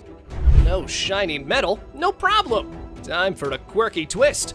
Snag those cockroaches and hit the pawn spot down the alley. Who knew creepy crawlies could be the new currency? Hold the phone, folks. His eerie charm's catching on. They are Madagascar hissing cockroaches. Oh! Ew! Ew! Ew! Ew! Ew! Did you want to see one? No! Close it! Yeah, those gross goodies. He's got his sneaky secrets for that oddball offering. I was using them to feed my Savannah monitors. That is disgusting. How many do you have? If you pick one of these up, they're actually heavy because there's so many of them in there. I really do believe you. Seriously, bro, we're talking a buck a pop. Those things are tough to sell, even as giveaways. It's like offering a lifetime supply of, well, nope. You better take them back home. I wish I had somebody that needed them. Thank you very much. I'm sorry. I bought living creatures in the past. Cockroaches isn't in our repertoire, but the best thing about it, the look on Ashley's face, priceless. That was gross. Chicken Man. Alrighty, folks, we've got the Rocket Man on our radar. But hold on to your feathers, because here comes the Chicken Man on a mystery hunt while eating chicken in the pawn shop. That's ironic. You hungry? No, not that. I got this for free. I work there, you know what I'm saying? Do you? Yeah, let me show you. Feel free to lay your chicken on the counter. All right, look, this is what I do. I say I got chicken and finger sucking. Come for a plucking. Looks like we've cracked the age-old riddle. Why'd the chicken cross the road? Well, to get a pawn shop watch, of course. But hey, buddy, you're not pulling a poultry prank now, are you? He's eating chicken while he's talking to me. Oh, look, everything I'm getting right there. You're spitting chicken on the counter. That's for you, man. Can I see that right there? Sure. You see it? How much this cost? $1,200. $1,200. Check out Mr. Chicken over here. He's likely on a goof-off mission. However, Seth seems to be pretty annoyed. Oh, here's how he neutralized the chicken threat. Are you seriously gonna buy something, or are you just... You ain't even let me see. Dude, now you're bothering me. In a second, Byron's about to choke a chicken. Oh, choke a chicken? He's about to. All right, look. Make a deal. Byron, want a piece of chicken? You touching chicken? Come on, man, let's go. Man, you know what? You ain't got to touch me. Angry mom. This mama's boy strolls into the store, peddling his speaker. Seth's deal? Not winning any gold stars. Looks like our dude here is stuck in a pickle. I got a speaker. You got multiple speakers. We $150 short, so I'm hoping you guys can help us out. Realistically, I could sell you them for about $100. So what you trying to give me for this? I want 150. What you selling it or pawning it? Selling it. $45. Mr. Black, you're in for an offer based on your goods. Just a heads up though, his chat game with Seth could ruffle more scratches than a ticklish itch. So I can get you $45. I don't need these mother. They won't give me what I want. You came in, you want $150. Damn. What? Mama, you You don't talk like that in front of these people. I done raised you better than that. Now you apologize. I'm taking my speaker. What? Oh, yes! Preach it, mama! Time for a lesson or two. Junior needs a masterclass in manners. Let's dial up an apology for his bad language. I can't take you nowhere. It's the whole city without you. Boy, What do I pay you guys for? I'm hiring her. Disrespecting Ashley. This man is on the hunt through the shop, spotting a bedcom table. He's got a plan for some store-wide spotlight drama. Look what he has to say. This is a sex table, baby, right? This actually... Get your ass over there and shut up. Get off that bed. first No, of all. I ain't getting no. Get off that bed. Get kicked in the face. Look, come this way, baby. Who do you think you are to talk to me like Bro, that? if you let me, I'll be slapping that ass. He's probably forgotten where he's standing. And you know how they show punks the exit. Well, Les ain't having any of it. He's diving in for some sense talk. You're talking to mother. Back up. Take my ass out of here. Really? Well, you don't think so? Here's the way it's gonna work. You don't disrespect my daughter in my store. Get the out of here. You're disrespecting my daughter like that? Striking a nerve on a calm day. You go, Les. Someone needs a major attitude makeover. Time for a crash course in how not to be a jerk. You don't talk about my daughter that way. You understand that? You understand that? You understand that? I got you. Don't with my kid. I'm sorry, man. You don't with my kid. I'm sorry, Les. I'm sorry, man. Get this off the property. What's going on out there? Do not go out there. Dirty couch. Fresh in a new city? The furniture hunt's on. And guess where you score budget-friendly items? Yup, the pawn shop. Have a look. We have used furniture, and we give deals. Our used furniture sometimes has things on it. Why is it so freaking dirty, man? Because it's used. That's why it's $397.77. Really? Well, I only got $200. What's the dilemma here, man? Buying a used sofa at a pawn store and expecting showroom shine? Your brain might not function properly to have such an expectation, sir. Let me try this out, man. I'll tell you what, my shoes are cleaner than this couch. Then don't buy it. Make me a deal. I got cash in my pocket, man. Wow, Come on, man. $200. Come on. Did you catch the words he just uttered? Mr. Couch is clueless about the league he's stepping into. Time for him to gear up because Les is on the horizon. Okay, it's time to go. Come on, man. Come on.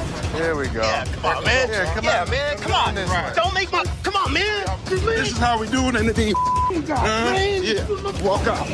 Walk out, my man. Deal with the devil. Here's a spooky one. This might not be your regular Tuesday, because this time, the devil isn't at the crossroads, but at the pawn shop trying to sell his gold for cash. How old are you? 2,500 years old. Great. I finally got to meet somebody that's older than my dad.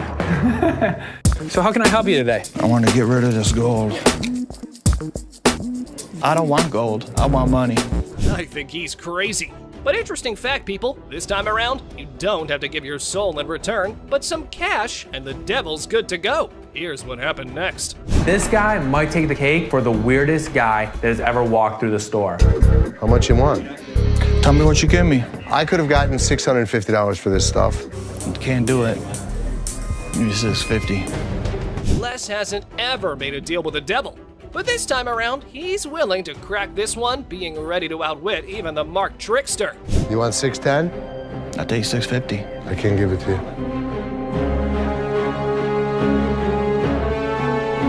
I guess we don't have a deal. You looking at, mother?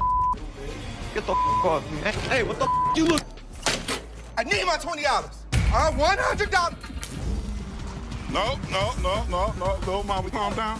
From crazy intense fights to mind-blowing brawls. Without further ado, let's jump into some wild action in today's list of the best fights on Hardcore Pawn. You won't believe how much this customer did when he couldn't take in the truth. Get the out of here, man. Get the out of here. Why are you standing behind me? It's a bright and sunny day at the pawn shop, but hold on to your hats because we're in for a wild ride. This cool and laid-back Albanian dude strolls in with a bunch of ancient comic books.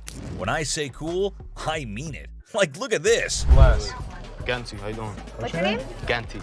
Genty? Yeah. Where are you from? He's got dollar signs in his eyes, thinking they're worth a fortune. But is he in for a surprise or what? Les and Ashley, the shop owners, give them their usual warm welcome. The customer proudly showcases his prized comics, claiming they're from the groovy 70s and in mint condition. He's even bold enough to demand a whopping $2,000 for the lot. What? They are shocked. How much did you want for him? I was looking around 2,000, man. $2,000. But our savvy Ashley ain't falling for it. She spots the bent corners and unimpressive preservation, grilling the customer about their sorry state. Poor fella, he's speechless. Didn't see that coming, did he? These, do you see the edges? That's just one of them. Come on. No, actually, that's all. Ashley cuts straight to the chase and offers a jaw-dropping $5 for the entire stack. Yep, you heard it right. A gigantic drop from his lofty $2,000 expectation. Naturally, our customer isn't happy with the lowball and tries to haggle. But kudos to Ashley and Les. They hold their ground, eventually nudging the price up to a massive $6. Come on, you guys, just work with me a little bit. Give me something, you know what I mean? 6? And that's when things go from zero to chaos. Our previously calm customer suddenly loses it, accusing the shop of playing mind games. Leslie tries to calm him down, reassuring him they're not joking around. But no, he won't take their word for it. He insists on verifying the authenticity of the comics, and Ashley's response takes him to new levels of shock. From the 1970s. So am I. I don't go where you. Oh boy, buckle up, because it's all downhill from here. The customer starts swearing up a storm, slamming the table like a man possessed. He's convinced he's being duped, and boy is he fuming. Like you're playing me right now, because I know this is worth way more than $6. The situation gets so out of hand that a burly bodyguard has to step in and escort him out. But wait, there's more. Right before leaving, he pulls a move that really ticks off another customer. Talk about adding fuel to the fire. Get the off me. Hey, what the you look? Come here. Next thing you know, we're witnessing an impromptu street brawl right inside the shop. These two customers throw punches like they're in a heavyweight championship match. And let me tell you, it's a hilarious sight to behold. Someone fuck me. You little bitch. Eventually, the bodyguards swoop in like superheroes and drag both fighters out. Man, talk about a show. After the dust settles, our Albanian friend tries to save face with a final quip. I'm Albanian, baby. Well, my friend, you've certainly lived up to that fiery reputation of yours. What a roller coaster of a pawn shop experience, folks. Next up, just another regular day at the pawn shop. People coming and going. Some happy, some not so much. Hold on, bro. Hold on. Let me prove my point. Now here's a guy who walks in hoping to get a loan of $100 for his gold chain. And you know what? The receptionist happily agrees. Loan approved, right? How much would you like? $100. Okay. I can do the $100. Well, hold your horses, because this is where things go haywire. This customer seems all polite and even hands over his ID for verification.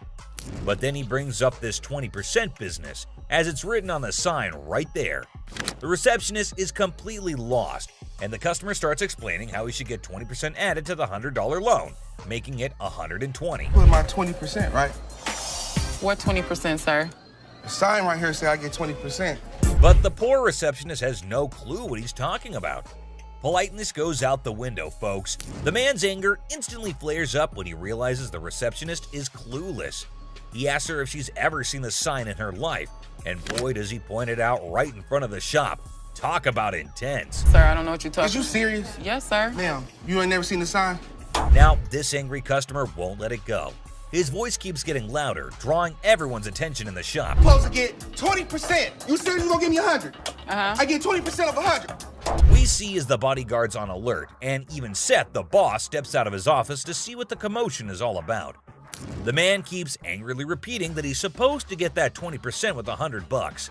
When the receptionist refuses to budge, he demands to see the manager. Seth steps up and asks the customer to read the sign again. He patiently explains what it actually means. At another pawn shop, bring me in the ticket, and when you take it out of that pawn shop, I'll give you 20. But does our furious customer listen? No way. He's sticking to his guns, dead set on his demands. He even goes back and snatches the sign to show it to the receptionist and Seth. You can practically feel the tension, folks. If Seth wasn't behind that glass, this guy might have thrown a punch. Clearly, he's not thinking straight. That's when the bodyguard steps in and takes the sign away from him. Hey, straight up. Oh man, let this go. Let this go. 20%. The angry customer doesn't even give Seth a chance to explain. Oh boy, talk about rage blinding a person. This irate customer keeps shouting in the shop, demanding his 20%, hoping someone will back him up. Sir. Why? Well, because you're false advertising. I guess you think You're not letting. But here's where things escalate. This customer challenges Seth to step out of his glass office and face him like a man. Whoa, the temperature's rising in here. But Seth's having none of it. He tells him to get out since he's causing a ruckus. And you know what happens next? He gets escorted out by the bodyguard. And get this, he tries to take the sign with him. I'm getting something out this bro. You down for the sign, my man. I'm gonna chase you down. Gotta admit, that's a bit hilarious. But the bodyguard quickly snatches it back, and the customer keeps cursing as he leaves the shop. But wait, there's more. To show his anger, this guy grabs a harmless plant and throws it on the ground. Huh, $20 worth right there, bitches. Oh, man. What did the plant do to him? Seriously, what did the plant ever do to you, man? And off he angrily storms away. It's never a dull day around here, is it? This next lady has real poor luck, but it does not excuse her behavior. Wait, man. The door's right there. Have a good day. Because you got a big dude, you think you hot? So this lady storms into the store demanding her stuff back, which happens to be just 2 TVs. The receptionist asks her for some ID and tickets as proof, but this lady is completely clueless. I need your ID or the tickets. My what? She doesn't have any of those things, and here comes the shocker. Her boyfriend pawned off her belongings. Can you believe it? Now she wants them back, and it's a pretty messed up situation to be honest. She explains to the receptionist that she can't provide the required documents because her no-good boyfriend isn't even around anymore. He left her high and dry. Ouch, that's gotta hurt. Now Ashley, who overhears the whole thing, initially sympathizes with this poor girl. But hold up, that sympathy doesn't last for long, and for good reason. I feel terrible for her, but I can't help her without her ticket. This customer suddenly loses her mind, like all the anger in the world has consumed her. And guess what she does next? Brace yourselves, people. She starts yelling and banging on the glass window, demanding her precious TV. Seriously, that's not how you get things done. Even if someone is trying to help you, no one will tolerate that kind of behavior. Ashley, understandably furious, tells her to back off. The situation gets so heated that Ashley has to step out of the room to confront this unruly customer. And guess what? This lady has the audacity to threaten Ashley. Well, Ashley isn't one to back down, so she tells her to get the heck out of the shop. This customer is beyond crazy, I tell you. It seems like she had a truckload of problems even before she set foot in the store. I dare you. Now, the bodyguard steps in to escort her out, but oh boy, this girl goes on a rampage. She knocks over everything in her path, completely enraged. Come on, girl, you seriously need to chill out. Finally, they manage to get her out of the shop, but you won't believe what happens next. Unlike the previous guy who threw a plant, this woman tries not once, not twice, but 3 freaking times to break back into the store. I mean, seriously, woman, get a grip on yourself. This is just embarrassing for everyone involved. But damn it, we're not your local psychologist neither. Even the bodyguard has had enough at this point, and he can only imagine what kind of crazy exchange must have taken place. Man, oh man, what a wild scene that must have been. This next guy is the most polite guy you'll see, but things take an interesting turn. I'm trying to help you solve your issue. Seriously, what on earth did Ashley ever do to deserve this kind of treatment? It's downright mind-boggling, folks. Well, the last person on this list is no less than any other irrational person than earlier.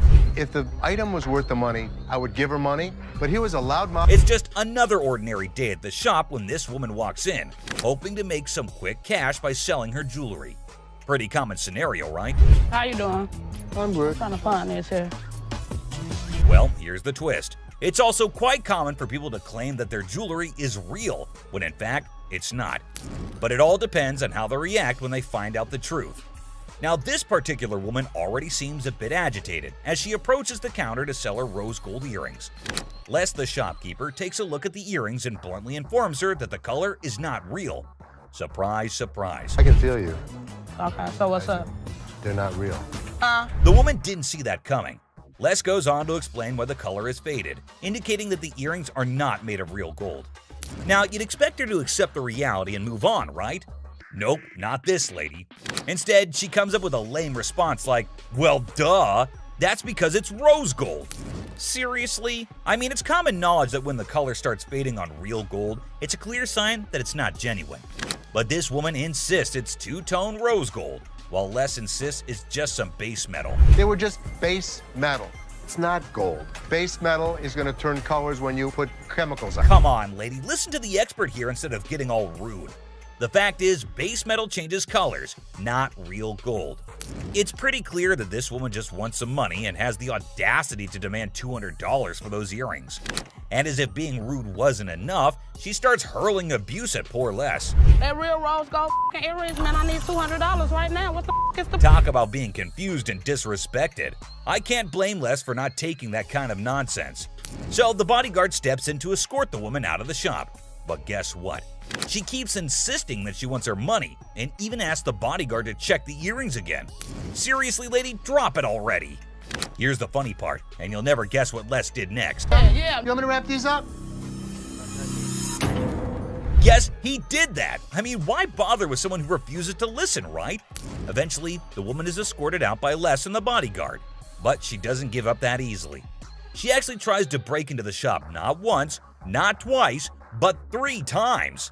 I can't help but feel secondhand embarrassment for her. It's like witnessing pure insanity. He's out. In conclusion, this woman's behavior was out of line. Instead of accepting the truth and moving on, she chose to be rude, abusive, and persistent. It's a good thing Les and the bodyguard stood their ground and didn't let her disrupt the shop. Let's hope she learns a lesson from this and thinks twice before causing such a scene in the future. So, which one of these fights shocked you the most? Let us know in the comments below. If you enjoyed this video, hit that like button and subscribe for more action. See you on the next one, guys. He even tried blaming a random worker. Now, that's just the tip of the iceberg. We've got ladies claiming purse hostage situations and others pulling broken TV emotional sagas. Here are the scammers being caught on Hardcore Pawn. This dude who gets totally jacked in Detroit loses everything, even his watch. So he hits up this pawn shop to sell some stuff and make his way back to sunny California. Good, man. I'm Les. Philip, nice to meet you, sir. I'm here from California, do some construction, you know, buy some homes. Made a wrong turn, got robbed, and everything, dude, all my cash. I got nothing left, dude. I got a watch, trying to get some money so I can get back to California. Les hears the guy's sob story, feels some sympathy, and offers $80 for the watch. Not a fortune, but the guy was probably expecting pocket change, so not bad, right? How much did you need? $300-400 just to get on a plane or a bus. He brought me in a watch, a good brand, but it wasn't worth the kind of money that he was asking for. Well, the bad news is those aren't diamonds in it. What do you mean? It's glass. No. Yeah. No way. I can go $80. $80? But no, our hero feels insulted, thinks his watch is gold or something. He's like, bro, normally I get $500 for this watch, and you're offering me 80? Rip off. Normally we go 50, but I'm gonna give you 80 because I like your story. Les isn't budging though. He's standing firm at $80. Now the guy's boiling, calls Les and everyone in the shop garbage. Like my story? So getting robbed is a good story. No. I came over here to Detroit and you guys robbed me. I didn't rob you. You might as well have. You're trying to give me 80 bucks for my watch. How the is that not robbing me? You get $30 more than we normally go. Detroit, man. This ain't gonna happen in Orange County, man. People who are here are garbage and you're garbage, man. You. Don't come in with us, because we'll you up. Then bam, it's on. Our guy tries to snatch his watch back, but Les is like, nuh-uh, not today. Things get spicy real fast, but he's having none of it. Bob, back the Detroit way. Go. Yeah. Give me my watch. Outside. Give me my watch. No, give me my watch, please. Give me my watch. Outside. Give me my watch now. Get your hands off me. Or county. A lot better than this. No one's gonna with Detroit. In the D, we are all tough. Let's go. Let's do it. So this customer walks into the shop with this antique necklace, claiming it's been passed down through generations. Can you help me, sir? I'm trying to get a nice deal on my antique necklace. It's been passed down from generation to generation. My grandfather gave it to me, okay? Les isn't exactly doing cartwheels because this necklace isn't blinged out with diamonds or gold, just some crystals. But the customer's on a mission for a sweet deal, even if it's not a precious metal masterpiece. My grandfather gave it to him. But Les, being more into precious metals than history, isn't interested. So how much can I get? Well, you can't get anything. It's not diamonds, it's not gold, it's just crystals. Now hold up, Les spots the customer's rings and gets that twinkle in his eye. But the customer's all like, I want a deal on the necklace, dude. Les, though, is playing hardball, saying they only dance with precious metals. No crystals invited to this ball. Customer's rings catch Les's eye. I'll take your rings. Rings ain't for sale today. How much would you pawn this for? I won't take that in pawn because we only take precious metal. Now, cue the shouting match. Back and forth negotiations, but it's like a standoff and no deal is going down. Now, take it. Well, I think you need to work something out with me, man. What he standing here for, man? Tell me, brother. It's antique, man. Nope. The customer tries negotiating with Les, but no deal is struck. The security, though, offers a deal of their own. Customers are not thrilled, yelling about deals and fairness. It's a bit of a scene, you know? But here's the twist. Les finally gives in and says, all right, give me those rings. Customer storms out, still yelling a bit. Whew, man. Antique shop life. Am I right? I'm antique, bro. I don't want to talk. Me and you. No deal. Deal. No deal. How much you gonna give me for? I'm gonna talk about it on the way out the door. Hey, hold on, man. Hold on, bro, man. Hold on. I can leave on my own. Hey, what's up? Big fella? Have a nice day. Gave me something. Give me the ring. I'll take the ring in pawn. Don't worry about it. These two guys roll up to the pawn shop claiming they got hustled out of their laptops and dropping hints that a shop employee might be in on it. Tough back. There's two guys out here that are saying they were scammed out of their laptops. Les, the big boss, gets called in to handle this mess. As the duo spills their story, turns out they handed their laptops to some lady outside the shop, lured in by the promise of cash and laptop return. Tell me. She pawned 2 of our laptops, and she told us she was gonna give us the money and the laptops back because she knew somebody. Les is legit shocked. These guys expecting help after a sketchy deal? Nah, no way. You can see it on his face. Neither. Okay, wait, you pawned something? Yes, she had the ticket. When did you pawn it? Today. Now the guys want Les to switch the ticket for the laptops, but Les is playing detective. He's like, when did this supposed pawn deal go down? Today, they claim. Les smells something fishy and wonders if his employees are pulling a fast one, out of his way to help them. That's where we were trying to contact the owner because we want. I am the owner. I'm just trying to switch the ticket so she can't have You can, it's in her name. Legally, Les says the laptops belong to the lady. He can't just hand them over. The guys are desperate, suggesting a name switch on the ticket, but Les is like, nah, those laptops are technically hers. I wanted to know if I can't do it because according to law, They belong to her, not you. Oh my God, Sal. You just Okay, so Les is in the mood. If they can ID the employee involved, he'll hand back their computers. They leave, but they can't deliver, depending whoever the employee is. If you can find out which one of my employees, you give me the guy's name, I'll give you the computers. Find me out what I need to know, I can make magic happen. Les, a pawn shop pro, suggests they hit up the cops and file a report. Guys are desperate, try to negotiate, but Les shuts down any rule bending. Every transaction we did today is still accounted for, so it's here. All you guys need to do is fill out a police report, so we can handle it that way. Les shuts down any notion of bending the rules, highlighting that their laptops belong to the lady. Any way I can just switch the name. No, because they're in her name. They technically belong to her. And they don't belong to her. Les makes it clear they're not getting their stuff back without paying for it. If any of that. Inside job, and once we figured it out, we came back and trying to tell you. No, that's not the way it went. That's not the way it went. The way it went was, you pawn your laptops to this pawn shop. Les drops the truth bomb. No laptops without paying. It's a lesson on greed. Here's the way it works. Nobody gets out of pawn without paying for it, and nothing goes out the back door. The boy still thought, hold up. So this dude walks into the shop all chill, just looking for some help with the table. But out of nowhere, he switches to R-rated mode, throwing around some colorful language. Let me lay on this mother.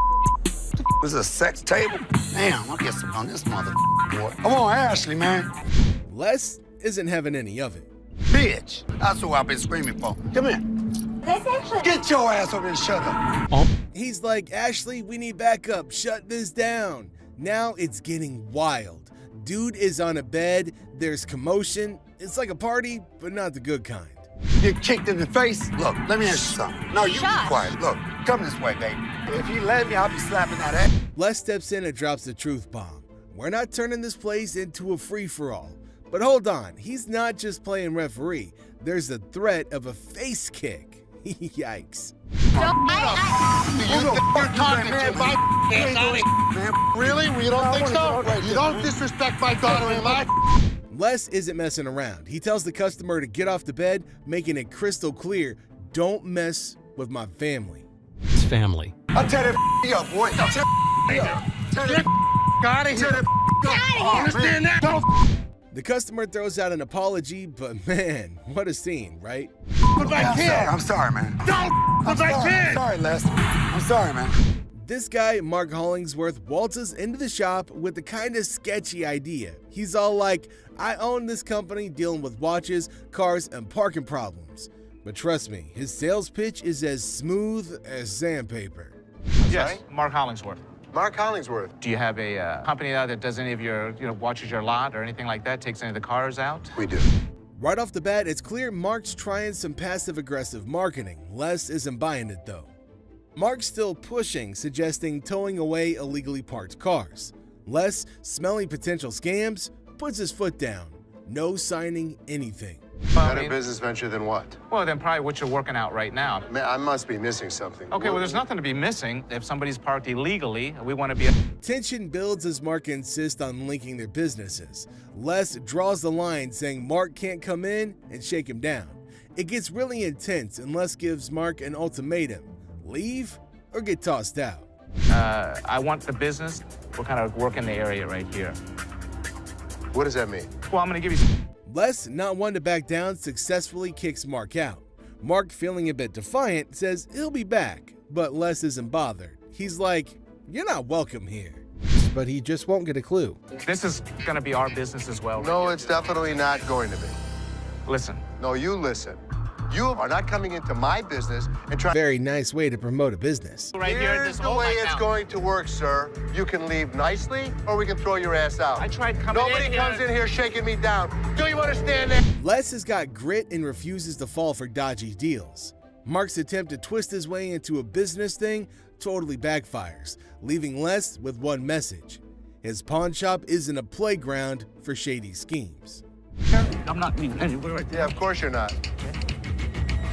I'll be back in this. All right, come on back.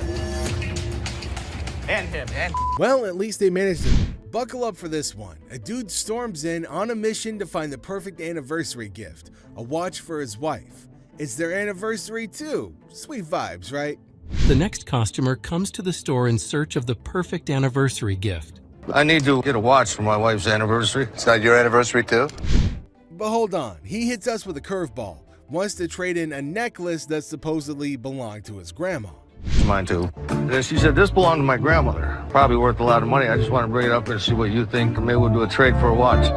Plot twist. Les finds out it's a fake. Oof. But this dude still got game, pushing for that watch trade. When he discovers that the necklace he brought is fake, Well, do you really want me to tell you what I think? They're not real. But it was fake when it was made, and it's still fake. What are you going to give me for this? I want to trade for a watch. It's fake. I'm not interested. Les ain't fooled though. He's like, nah, that necklace is worth zilch. the persistent husband insists on making a deal. Let me see what you got in watches. And so what are you saying? This is worth absolutely nothing. Absolutely. That's The situation. And then it gets spicy. The persistent husband starts trash talking Les's family. Big mistake. I am? Okay, I've seen your wife. Lucky you. Yeah, lucky me. Oh man, big mistake. Les draws the line telling him there are two things you don't talk about: wives and family. I don't think so. This crosses a line for Les. Listen, mother. Two things you don't talk about: wife and my family. The little boy and that. It heats up. A little scuffle breaks out and security has to step in. Badass daughter of yours. Get off of me, don't. Where you got to go? Les isn't letting it slide. He's like, get out and don't let the door hit you on the way. Lied. I hurt you guys so bad. Sure you You will. better get the two people, fat man. Get the out of here. 2, 3, 4, up the door. Ashley's dealing with this guy who wants to pawn his grandma's ring. And it's kind of a bummer because she recently passed away. Sad vibe. Bitch, I'll be back, bitch. On the ground, mother. You're talking that now. Get the hell out of here. Here comes a young man eager to make a deal at the shop. A young man comes into the shop. He's waving something around, claiming he wants at least $100 for it. Les, the owner, isn't having it, saying it's not worth that much and offers him $20 instead. To the shop. I'm trying to see how much I can get for this. I'm trying to get at least 100 for it. $100? Yeah. I won't even be able to sell it for near that. So how much can you give me, man? 20 bucks? The young man is not thrilled, insisting he needs at least $100. I need my money. I I'm gonna need understand. at least $100 for this. You paid $200 for that, I overheard? $200, I'll sell you like 4 of them for less than that. Why would I want to bow? I'm trying to get. Tempers start rising and he's yelling for more staff, demanding to see a manager ASAP. Les, sensing the commotion, steps in. Dollars. Why is there more staff out here? Get some help. I've been waiting for an hour. I need to see a manager right now. The situation escalates quickly as the young man disrespects Les, calling him old man. On. What the you gonna do, old man? Who you calling? This sets Les off, and in a moment of rage, something regrettable happens. Les takes charge, telling the young man it's time to go, and the drama unfolds. Thing he will regret later. Who the you calling him? Really, mother? I got this. I got it. You wanna give me more than $20? Get out. Les takes matters into his own hands. Time to go. Nikki's got this customer who's upset about the cash offered for her golden bracelet. They usually give me 3.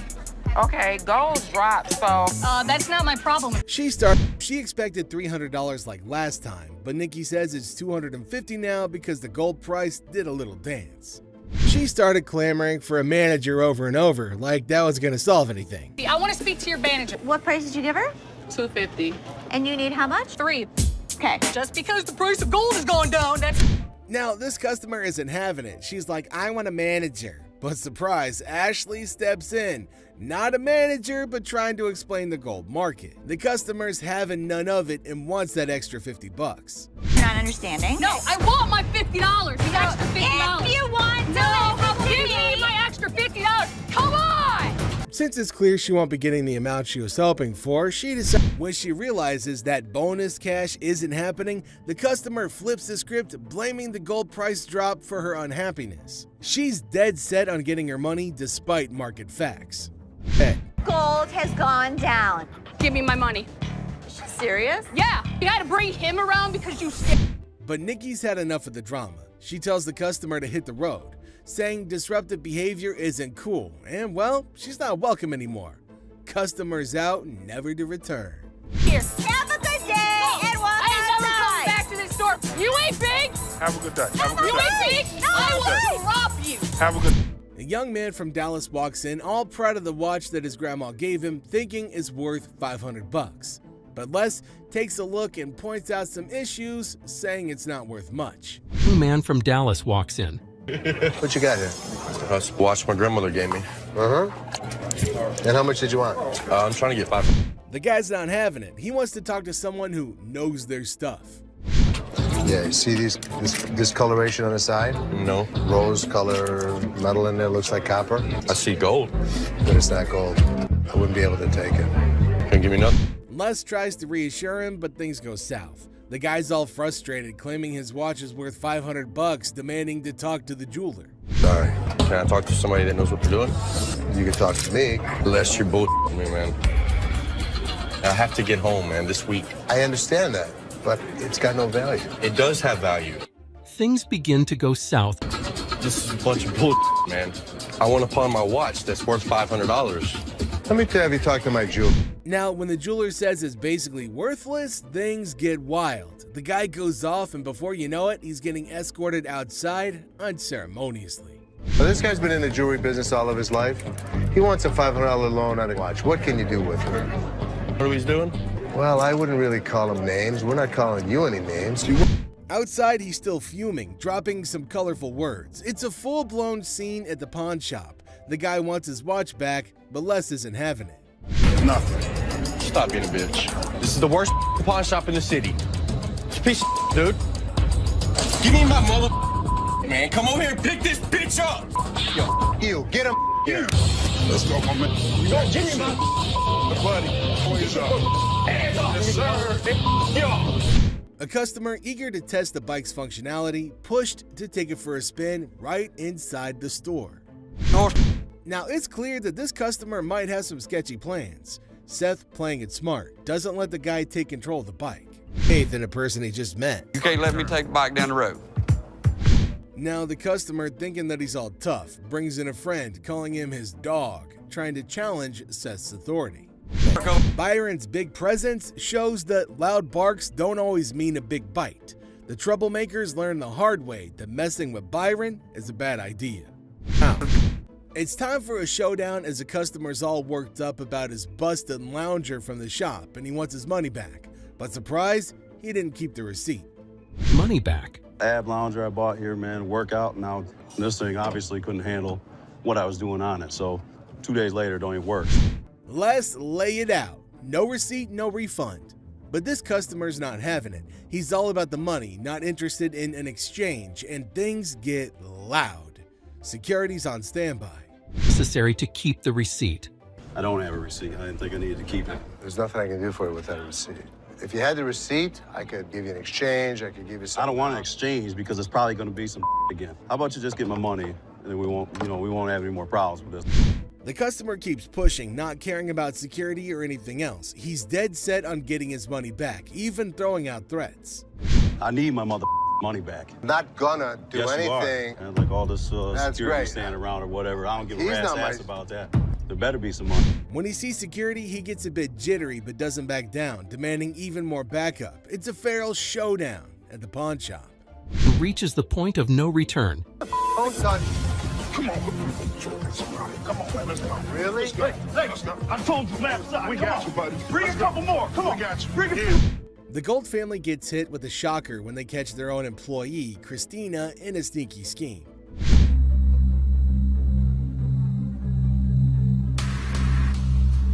They're all curious about Christina's shady moves. Turns out she's been pulling off a scam right under their noses. During busy times, she's cooking up fake loan tickets, sneaking money from the pawn shop. The family's jaws drop. Total disbelief. At your merchandise. Yes. I wrote up the loan. Okay. I wrote it up, but I only did it when we were busy. So they confront Christina about it, and it's a mess. Her crafty plan makes it tough to figure out how much she stole. The numbers they're throwing around hint at thousands of dollars gone. Money off of them bit by bit. And so you wrote it up for $350? Yes. what about this piece right here? How much did you give a loan on it for? The Golds are just stunned at their own employees' audacity and cunning moves. Stolen. You wrote up a fake ticket and stole money from us. I can't hear you. Yeah. Yes. Les tries to cut a deal, saying spill the beans and maybe they'll go easy. But Christina's all defiant, giving vague answers and stalling. How much money do you think you've stolen from American Jewelry? Would you say it's over $1,000? I don't understand what that is. Yes or no? When the police get involved, it hits them. This is serious stuff. Les gives Christina a last warning, saying once that door opens, her fate is sealed. Even with a chance to cooperate, Christina's not budging, so the Golds have to hand her over to the cops. You're just stealing from us all alone without any knowledge of anybody else stealing from us, correct? Last chance, because once that door opens and the cops come in here, I have no option. With the way she had to do their dues. Okay. All right, check this. A customer walks in wanting a receipt for something she already owns. Item that they already owned. We don't give out receipts. What you mean you don't give out receipts? When we give you your item, that's your receipt. That's proof that you paid to take it out. I need this receipt to show what I spent my money on. So I do business with... Les says the item itself is proof of purchase, but she's not having it. She insists on a receipt to show what she spent her money on. With the answer, Bitch, give me my mother receipt. I need a receipt. My man needs to know what the I spent my money on, and you sitting there looking all stupid and you can look at... Even with Les trying to talk sense, things go south. The customer gets all aggressive, throws around some colorful words, and even threatens physical harm. Security steps in and the manager gets called, but it's getting more heated. Bitch, I beat your mother ass. I ain't got time to play with your ass. Somebody give me a mother manager up in this bitch. The manager shows up, but Les is done. He tells the customer it's time to hit the road, but she's not backing down. The I've been doing with my money. Can I get I don't know what the you've been doing with your money. So you gonna sit there and act like that? Yes. Bitch, I'll burn this mother down. Okay, it's time for your ass to get out of here. Security tries to escort her out, but she resists, causing a scene and accusing them of making her fall. Hands off me! You gotta get your bitch! Oh, no, bitch! No, y'all gonna make me fall like that, bitch! It's a tense situation, drama at its peak in the pawn shop. A customer walks in dead set on selling his jacket at a price he thinks is fair. Rightfully deserves in mind. I'm looking to get some money for it, man. I'd like to get, and I'm going to get, about 50 or 60 bucks. Can't walk out of here. But things get wild as he brushes off small talk, just wanting the cash ASAP. How long have you owned this jacket? What's it matter? How long have I owned this? Just give me some money, man. The employee tries to chat, but the customer's all about getting a good deal because of medical needs. Negotiations kick in, and the customer flat out rejects offers, aiming for 40, 50, or even 60 bucks. Problem I need to deal with, man. All I want is some money. Give me 40 bucks, 50 bucks, man. At least 60. Now, Les, who's usually quick with this stuff, finds himself in a twist. He throws 20 bucks on the table, making things even more tense. Normally, he'd have booted him out for being rude. I'll buy it from you for 20. 20? Are you nuts, bro? Security jumps in, forming a shield around Les, expecting trouble. Not as nuts as me, though, brother. Give me You something wouldn't for it, have a man. clue how nutty I can be. I'm a crazy mother. But the customer's not backing down, claiming he's capable of unpredictable actions. Les holds his ground, hinting at the security measures, saying being reckless won't end well for the troublemaker. Imposing man. Want to get hurt today? I wouldn't be too stupid if I was you. Buddy, so what if I jump at you? Oh, I don't want to do that, man. See that big gun, this mother? As things calm down, Les gives props to the security team for keeping order. The customer, realizing the odds aren't in his favor, acknowledges the security team's lucky presence. Somewhat peaceful conclusion. They're lucky they got you, man. Yeah, because if we don't have him, then we got him. And if we don't have him, then we got him. And then we got 3 other mother behind you. Actually, a customer walks in dead set on selling his watch. Put his watch in here. No beating around the bush, he wants at least 400 bucks, claiming the watch is worth 820. Les, keeping it real, says he might pay around 7 bucks for it, but the customer, not having it, wants an F for the watch, meaning 400 bucks. 7. Come on, tell me the truth. What'd you really pay? Telling you the truth, man. Come on, you give know me you four. did. Give me four for this watch, man. Come on, man. Asking for $400. As things heat up, the customer starts yelling about having a baby on the way and struggling. Les congratulates him but sticks to his offer. The customer, frustrated, keeps pushing for $400 or even $450, raising his voice and venting about his living situation. Carl, give me like $450 for this watch. Why are you yelling at me? I got a baby on the way, dog. Congratulations. I'm sick of living at the crib, man. Carl, give me $400 for this watch. Then it takes a wild turn. The customer starts insulting Les, calling the place a hoe-ass place and breaking things. Security steps in, telling him to clean up his mess, but the customer's not backing down, hurling vulgarities and challenging Les. Baby on the way, they gonna do this bullshit to me, dog. 400? Oh, I'm sorry. This is a bullshit ass place, man. This whole ass. Les decides he's had enough, goes around the counter, showing he won't take any disrespect. The customer, seemingly oblivious, keeps up the aggressive act. Les, he goes, Touch me, homie, dog. Touch me, dude. I'm off this bitch, man. Y'all, man, for real. Y'all, I'm off this bitch, dog. Ashley's dealing with a customer who says his watch is messed up, but surprise, he doesn't have a receipt. Hi. Hi. How are you? Not good. I got a little issue here. What's your issue? Bought this watch from you guys a couple days ago and it's not working. The guy claims he dropped a bunch of cash but can't remember how much or show a receipt. How'd you pay? Cash? Cash. How much did you spend? I spent a lot of money on that thing, man. Okay, number one, I'm not swearing at you out of respect. Ashley, smelling something fishy, decides to play along and points out a problem with the watch. She's like, Rolex watches shouldn't have this issue. But here's the kicker. The guy throws a veiled threat, hinting at consequences if Ashley was a trained cop. Do you wear contacts? No. You can see well, right? I can see very well. What does it say? Now Ashley's not having it. She keeps her cool, uses her training, and delivers a swift response. A chokeslam. But she decided to play along with his games. Come here, I'm gonna show you exactly where your Rolex is. And by the way, if you wear a tank top, I'd advise you work out some more. So come on. The guy, realizing he underestimated the situation, backs off quickly. Message delivered. Threatening behavior won't fly in the store. Really? How about it? Get the off. Get the off. A lot of people probably don't know. I'm trying. The customer's still demanding what he thinks he paid for, but Ashley's chill. She hands back his cash, making it clear that being confrontational won't change the outcome. I want what I paid for. Here you go. Cash. I want what I paid for. Bitch. A mom and daughter storm into the shop, all worked up about a stolen ring. Ocean has Ashley's attention. My daughter, she stole my mama's ring. I need you to do whatever you gotta do, But the twist is, they spill that they've got no receipt or ID. Ashley, one of the employees, catches wind of the drama and steps in. The mom's dead set on getting the ring back, but no proper paperwork is a roadblock. I want my ring. Ashley tries to calm things down, saying, hey, lower your voices, we're in the store. She asks the daughter about any ticket or documentation, but there's none. Lower our voice, you're in our store. You took your grandma's ring. Against her own daughter for stealing. The mom's torn but decides against it. Problem is, no charges mean no ring without the right papers. Somebody else that can Fuss, blaming the shop for involving the police. The staff stays strong, saying it's not their fault, but the daughter's actions that landed them here. You need to get out. It's your daughter, not us. It's your daughter.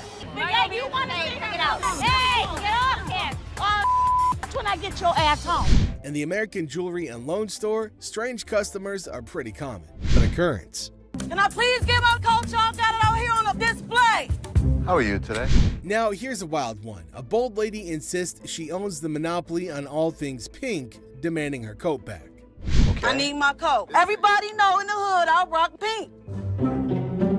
I need my coat. An employee trying to be polite asks for the pawn ticket, but she's not having it, totally convinced that the coat is hers. This lady refuses to listen. Can I get my coat? How long you been going through the change your Can mind? I get my coat? Can I get my coat? Right there. Give me my.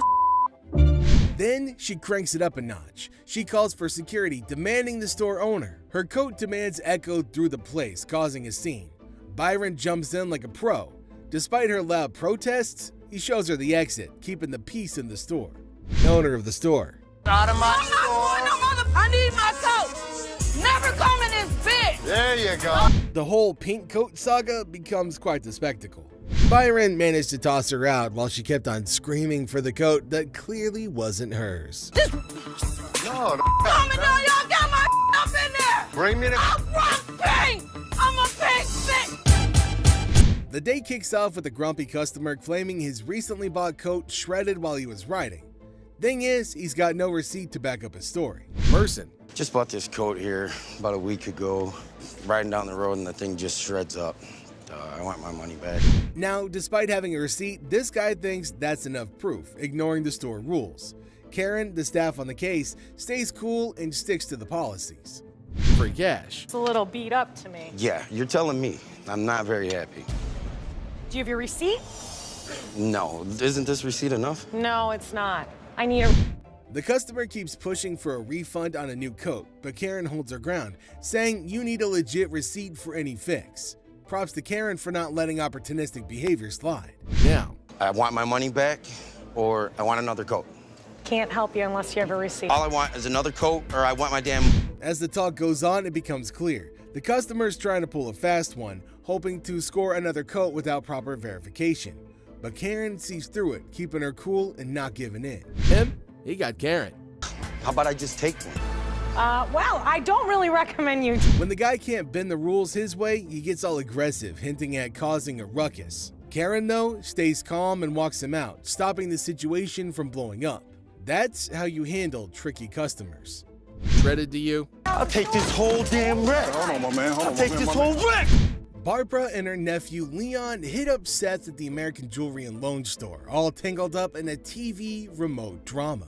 Barbara. Nice to meet you. And this is my nephew, Leon. Hey, Leon, nice to meet you. We buy the TV, but he got home and So Leon bought a TV from the pawn shop 3 months back, but guess what? No remote.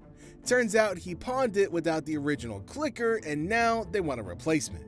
They pawned it about 3 months ago. yeah, so we're up here now, and all he wants is a remote for his TV. That's the barcode for the TV. Oh, you took the barcode off the TV. If it didn't come with it. But Seth can't find the remote. He suggests checking the stock, but they're not having it. Frustration kicks in, and Barbara and Leon decide to make a scene, claiming the TV had a remote when pawned.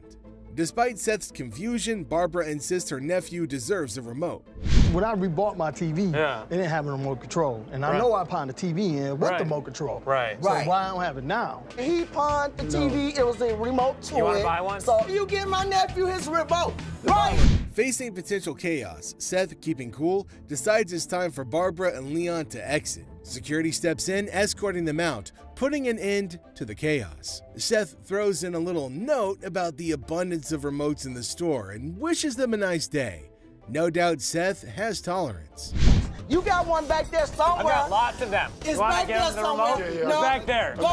So go back there. Have a nice day. You remote me. Karen's at the store and things get crazy. A lady seems all chill, talking about watches. Is your eye that you want me to pull out? I was kind of looking at some of these watches. Did you see her? But hold up, she suddenly accuses another customer of swiping her invisible phone. Yeah, you heard it right, invisible. Karen, cool as a cucumber, questions the crazy claim. Giver is Byron Services. Where the hell is my phone? Something wrong? Yeah, my phone. I just let my... Did you take my phone? Take your phone. Turns out no phone was missing. Karen, with a bit of sarcasm, asks if someone took her invisible phone. Drama alert. The innocent customer is just baffled. For Karen. Get the manager. You Calm down. Ma'am, there was no phone There on was the I laid my phone there. The lady, frustrated that her trick failed, goes off. Karen unknowingly adds fuel, mentioning the end of the lady's gangster years. Boom. Emotional explosion. Knowledge of. Yo, y'all better get this lady because I ain't got Y'all, nothing. please, Yo, listen, this listen, crazy listen, damn listen. phone. Crazy. Trying to chill things out, Karen tells the lady to calm down. The store, once quiet, turns into chaos. Karen's dealing with it, but man, unpredictable customers make it a wild ride. Proves a little too much. Your gangster years is over with, baby. Calm down. You ain't gonna need that cane. Go ahead. Karen's handling of the situation. Oof.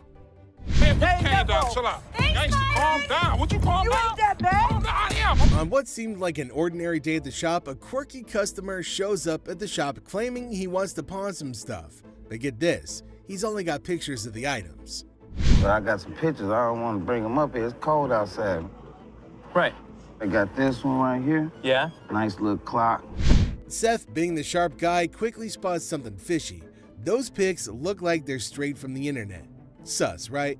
Well, Seth ain't playing around and says, no way I'm giving you a quote without checking the real deal.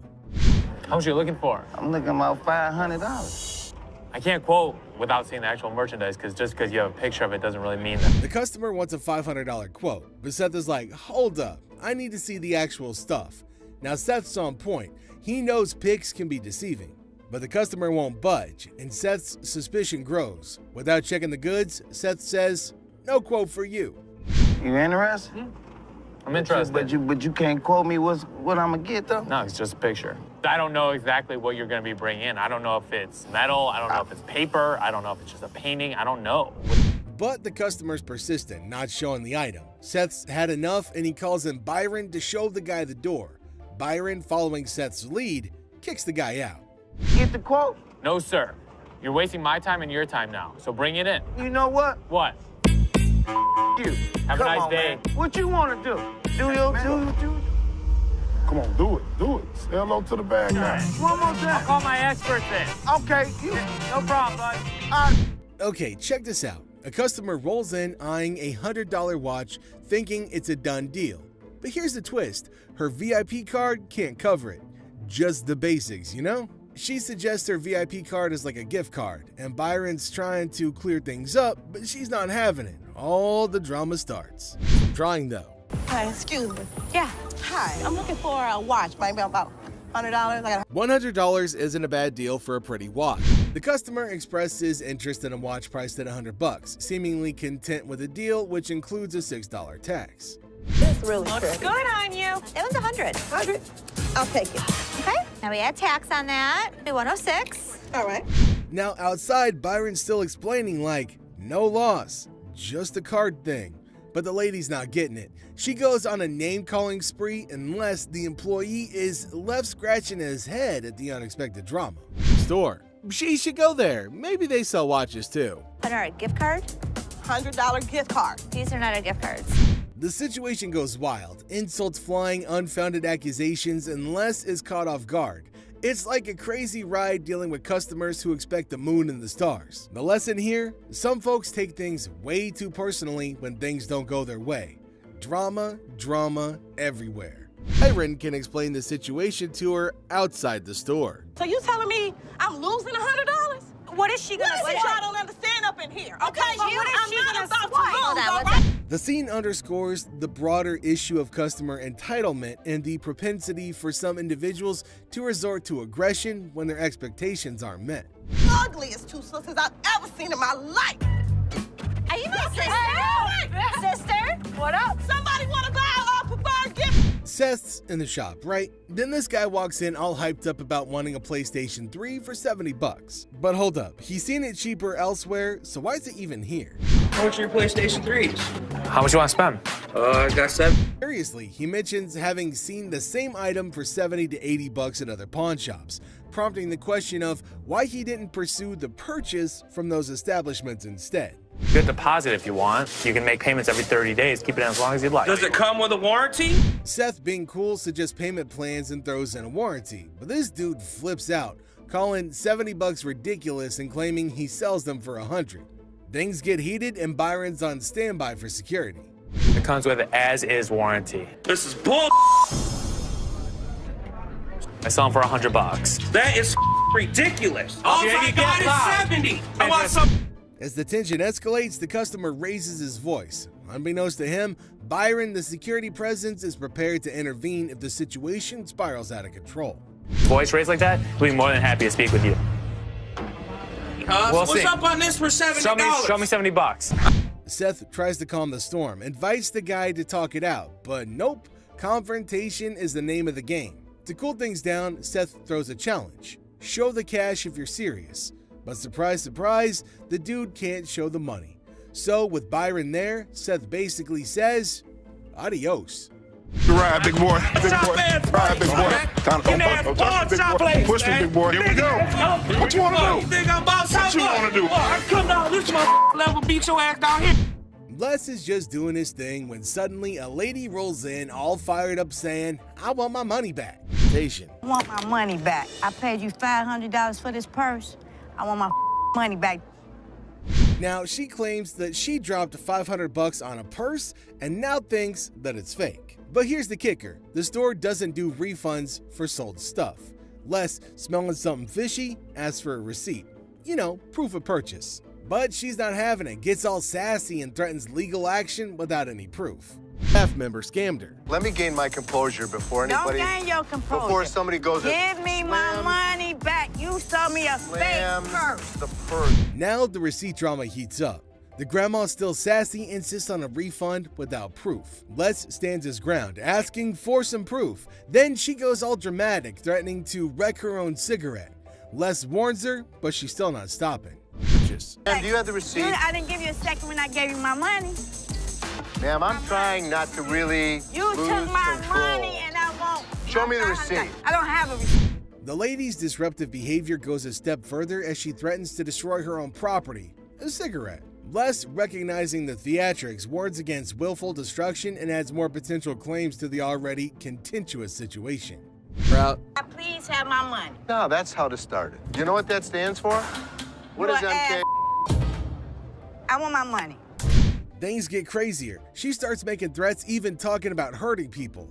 But Les, cool as a cucumber, says her threats won't shake him. I'm not. Put your cigarette out. Put it out. Get your hands off me. Put your cigarette out. Get your hands off me and I'll put it out. Give me my money. That's all I want is my money. Give me your card, because I'm going to sue your ass. I'm going to bust. I'm going to hit you. You're not going to bust nothing. I hit you. Well, I go got ahead. a son I've been big hit by enough to much beat your harder. Go ass. ahead. Well, get him. Yeah, right. All right. Stupid ass mother.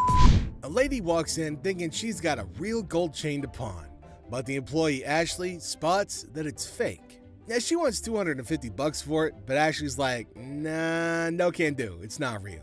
The item was a fake after taking a look at it. Pawn this chain. Now this lady starts making a scene, yelling and demanding the manager. Ashley's not backing down, standing her ground against the chaos. Okay, for how much? I want to get like $250. We won't be able to take this Why you want me to take it? because it's not real. What the It is real.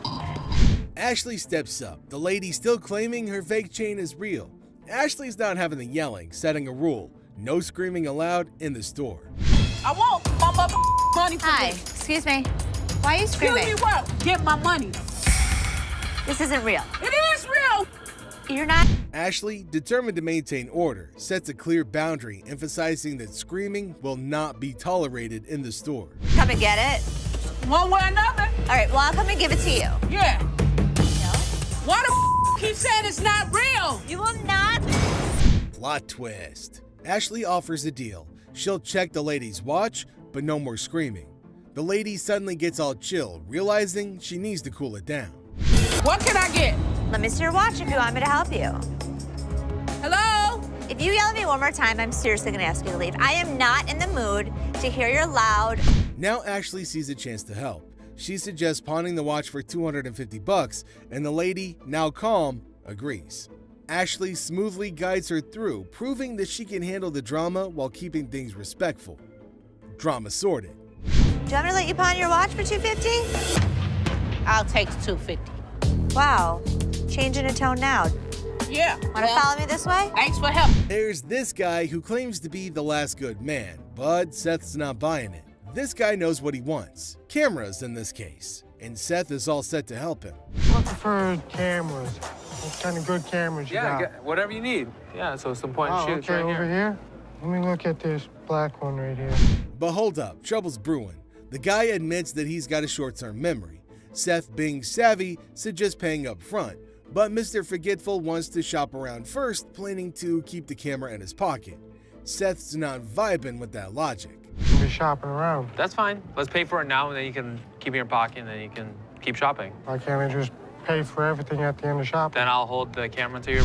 Seth, smelling something fishy, won't let this guy stroll away with an unpaid camera. The customer protests, but Seth sticks to the rules, unfazed by the store's criticism. Hold on to your camera until you're ready to buy something. But it makes no sense. I'm gonna buy the You know camera. what? The best part of being the owner of this place, it doesn't have to make sense to everybody as long as it makes sense to me.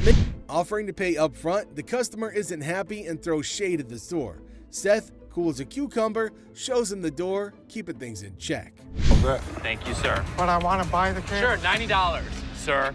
Your store is a bunch of You can leave, sir. No, you won't let me buy it? Have a nice day, sir. I'm still shopping. Store sucks. A lady storms into the pawn shop, dead set on getting back her shiny new Dell laptop still in the box. It's a brand new Dell in the box, never been opened. Never been open. Let me see. The shop says it was pawned, but she insists it wasn't. The employee checks the system, and yep, there's a code saying that it was pawned. Now, she's not buying it and accuses the shop of shady business. B-O-W-I-E. She got something in pawn? Yeah, she does have. Refusing to accept this information, the customer accuses the shop of hiding her belongings without reason. However, the employee explains that there's a valid code for the item. Trying to keep it professional, the employee explains there's a legit code, suggests going to the Windows for help, but she's not having it. Instead, she's getting more worked up, doubting the shop's honesty and integrity. Oh, you have you for a code, so you can go right over to the Windows and they can take it. No, I want my computer. No, you have it for a code in pawn. And I understand. And here's where it gets wild. She starts thinking that there's some big conspiracy against her. She's convinced the shop is teaming up with the rich tycoon to snatch her laptop. Things take a turn for the absurd. Y'all don't know how to talk to nobody, and I guess I'm because talking- I'm the little dog that you can just You ain't tell no little me, dog, you're taller than I am. With a poor bitch's computer, check and give me my. Her frustration peaks, and she goes from claiming to be a sweet Christian lady to dropping a string of curses. She's a nice, polite Christian woman. Yeah, right. I think that you are being so despicable. A customer walks into the pawn shop all upset, thinking it's some charity spot. Now she's on a mission to get back her 2 TVs, claiming they were stolen. But here's the catch. No ID, no ticket, and she's causing a scene. 2 TVs. I need your ID or the tickets. My what? ID or your ticket. The employee, being the voice of reason, explains this isn't a police station and suggests filing a report. She won't budge, insisting on her TVs pronto, even offering her name instead of proper info. The employee stands firm, saying they need a police report. If your items are missing, you should go to the police to complain, not the pawn store. I have no ticket or no ID, my stuff. Things heat up as she gets louder about her stolen stuff, but the employee keeps it cool, sticking to the right process. They're going to get her a television. I need your ID or the I can give you my name. I need my stuff, like now. Well, you have to make a police report. I need my stuff. In a surprising twist, the employee decides to play along with her need for drama. Customer goes all out, banging on windows, but the employee holds the fort, following store policies. When she won't leave without her way, the employee calmly shows her the door. Ma'am, is there an issue? 2 TVs was stolen, a ring, and I just drove up here from Flint. I need my. I'm not the police. Look, I just want my. All the ladies screaming Get is my bitch! What? If I'm gonna have to get ratchet? You don't pound on my window! Les is chilling at the shop when this dude, looking like he time traveled from an old western, shows up, calls himself a music teacher, claiming his student's guitar got pawned at their place. It's a pleasure to meet you, Your brother. name is what? Vaughn. Vaughn? Yeah, I'm a music teacher. When I talked to her mother, she ended up letting me know that they put it in a pawn shop. He didn't bring the student along and spills that the guitar got pawned without filing any police report. No. Otherwise, I would have to sell it back to you at retail. Pay me what we paid her, and then she would make restitution. Les, being the cool head, says he can't just hand the guitar back without proof. He's all about that police report or receipt life.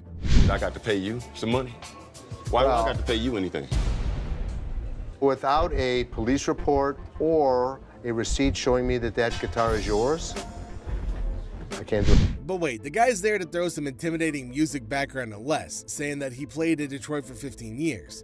Now Les ain't shaking, he's all about that proof life.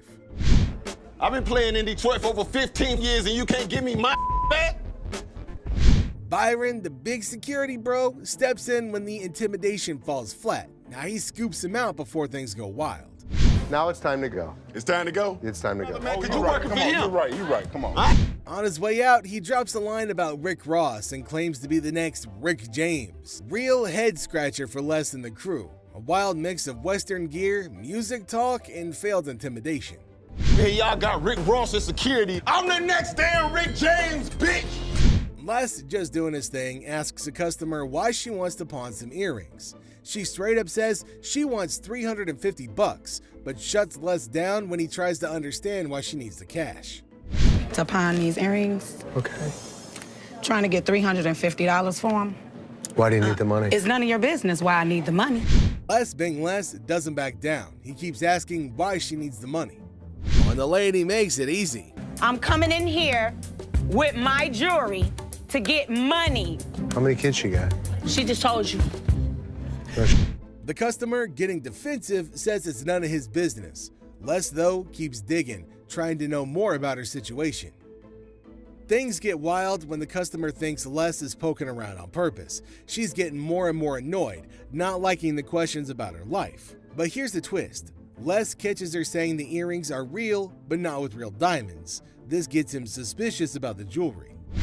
These are real. They are real earrings. They're just not real diamonds. They are. No, they're Yes, not. they are real. Okay. Suddenly, the customer switches to bashing Les's choice of clothes, dissing him for wearing leather in the heat.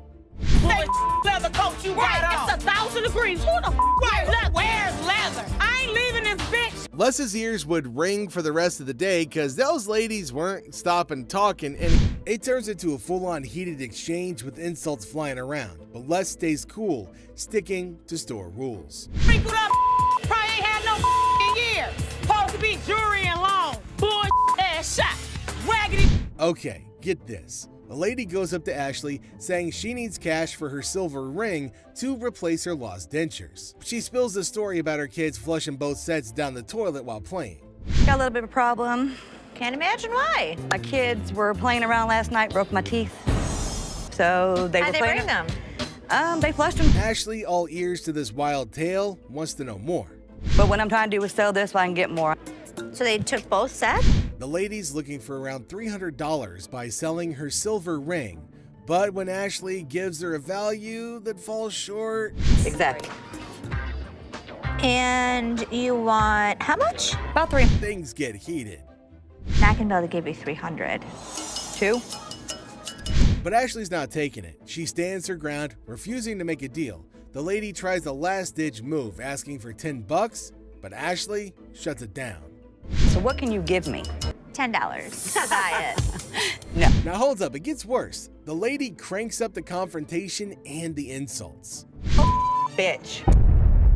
Take your silver ring and start walking, bitch. Listen, pigs want to know. Ashley, not into drama, tells the lady to take her ring and keep on walking. This is what you get for messing around with Ashley. Now what? I'm here. Now what? I'm here. Keep walking. Bitch, my car's this way. Lucky Ashley knocked $1,000 ring and want the remaining money or the ring back. They show Leslie a supposed legit receipt. But hold up. Leslie whips out a real ticket showing the difference between the two. Client brought in a $10,000 ring here, and she wants to either collect the remaining money owed to her on the ring or get the ring. The customers stick to their story, saying someone printed their ticket wrong. Leslie, with the facts, points out the ticket differences, but the customer enough. With tension rising, she tells security to kick them out. The customers, still complaining, get the boot. Up to Ashley, claiming a purse on display is hers and she wants it back. But hold on, Ashley calmly says the purse was never pawned there. That's my purse right there. That one right there, the black one. So I want to know why it's out there. This is your purse. That's my purse right there. How do you know that's your purse? Because I know my purse. Here's the money. I want the purse. However, the lady gets all heated, demanding to check the purse. Ashley's like, sure, buy it if you want. But no, the lady goes next level, calling names and threatening to climb the counter. How do you it's not my purse? Because that purse has been out there. Let me see it. Let me look at it. Can I look at it? If you want to buy it. I just want to look at it and make sure it's not mine. Okay, first of all, I'm not first of all. Don't talk to me like I'm a idiot. You. Give me my purse or I'm going to come over that counter and get it myself. What's it going to be? Enter Byron, the big snuggly hero. He steps in, making sure things don't go wild. Even when the lady resists, Byron's like, time to leave. And he stops her from grabbing that purse. It's a snapshot of how pawn shop workers deal with crazy claims. Ashley keeps it by the rules and Byron keeps the peace. Easy. Oh my God. Get your hands off me. Have a nice day. Let's go. Walk yourself out, yo. You. Walk Get your hands off Walk me, big yourself boy. out. You know you just hit me with that pole, right? A guy walks up to Rich, claiming his new iPhone is a dud and demanding a refund. But surprise, surprise, no receipt. 3 days ago, and this don't work. The camera don't work. It keep freezing and like that. Did you download a camera function? No, it clearly got a camera. Why would I have to download it? Just asking. What kind of phone is it? It's an iPhone, clearly. Yeah, but we haven't had one. He tries blaming some employee for selling him the phone, but the worker's like, nah, we stopped selling those phones ages ago, dude. Well, since I've been here in 6 months, we have no I phones. just seen you in 2 weeks. Then things get loud. Security steps in and the guy gets the boot. But Rich, being the savvy guy that he is, ain't falling for the scam. Rich throws a curveball, suggesting they go test the phone in the parking lot. The guy doesn't know squat about the phone, and surprise, surprise again, no proof that he bought it. Scam busted. Can you go show him how it works? Take a picture out in the parking lot. Don't touch my phone, Show him dog. how the phone works outside. Why are you touching me? Okay, just don't touch me then. I'm gonna be back. Well, that's all for today, folks. Make sure to hit the like button if you really enjoyed the video. Subscribe to the channel and hit the bell icon. Until the next wild encounter, this has been a glimpse into the intriguing, spicy world of hardcore pawn.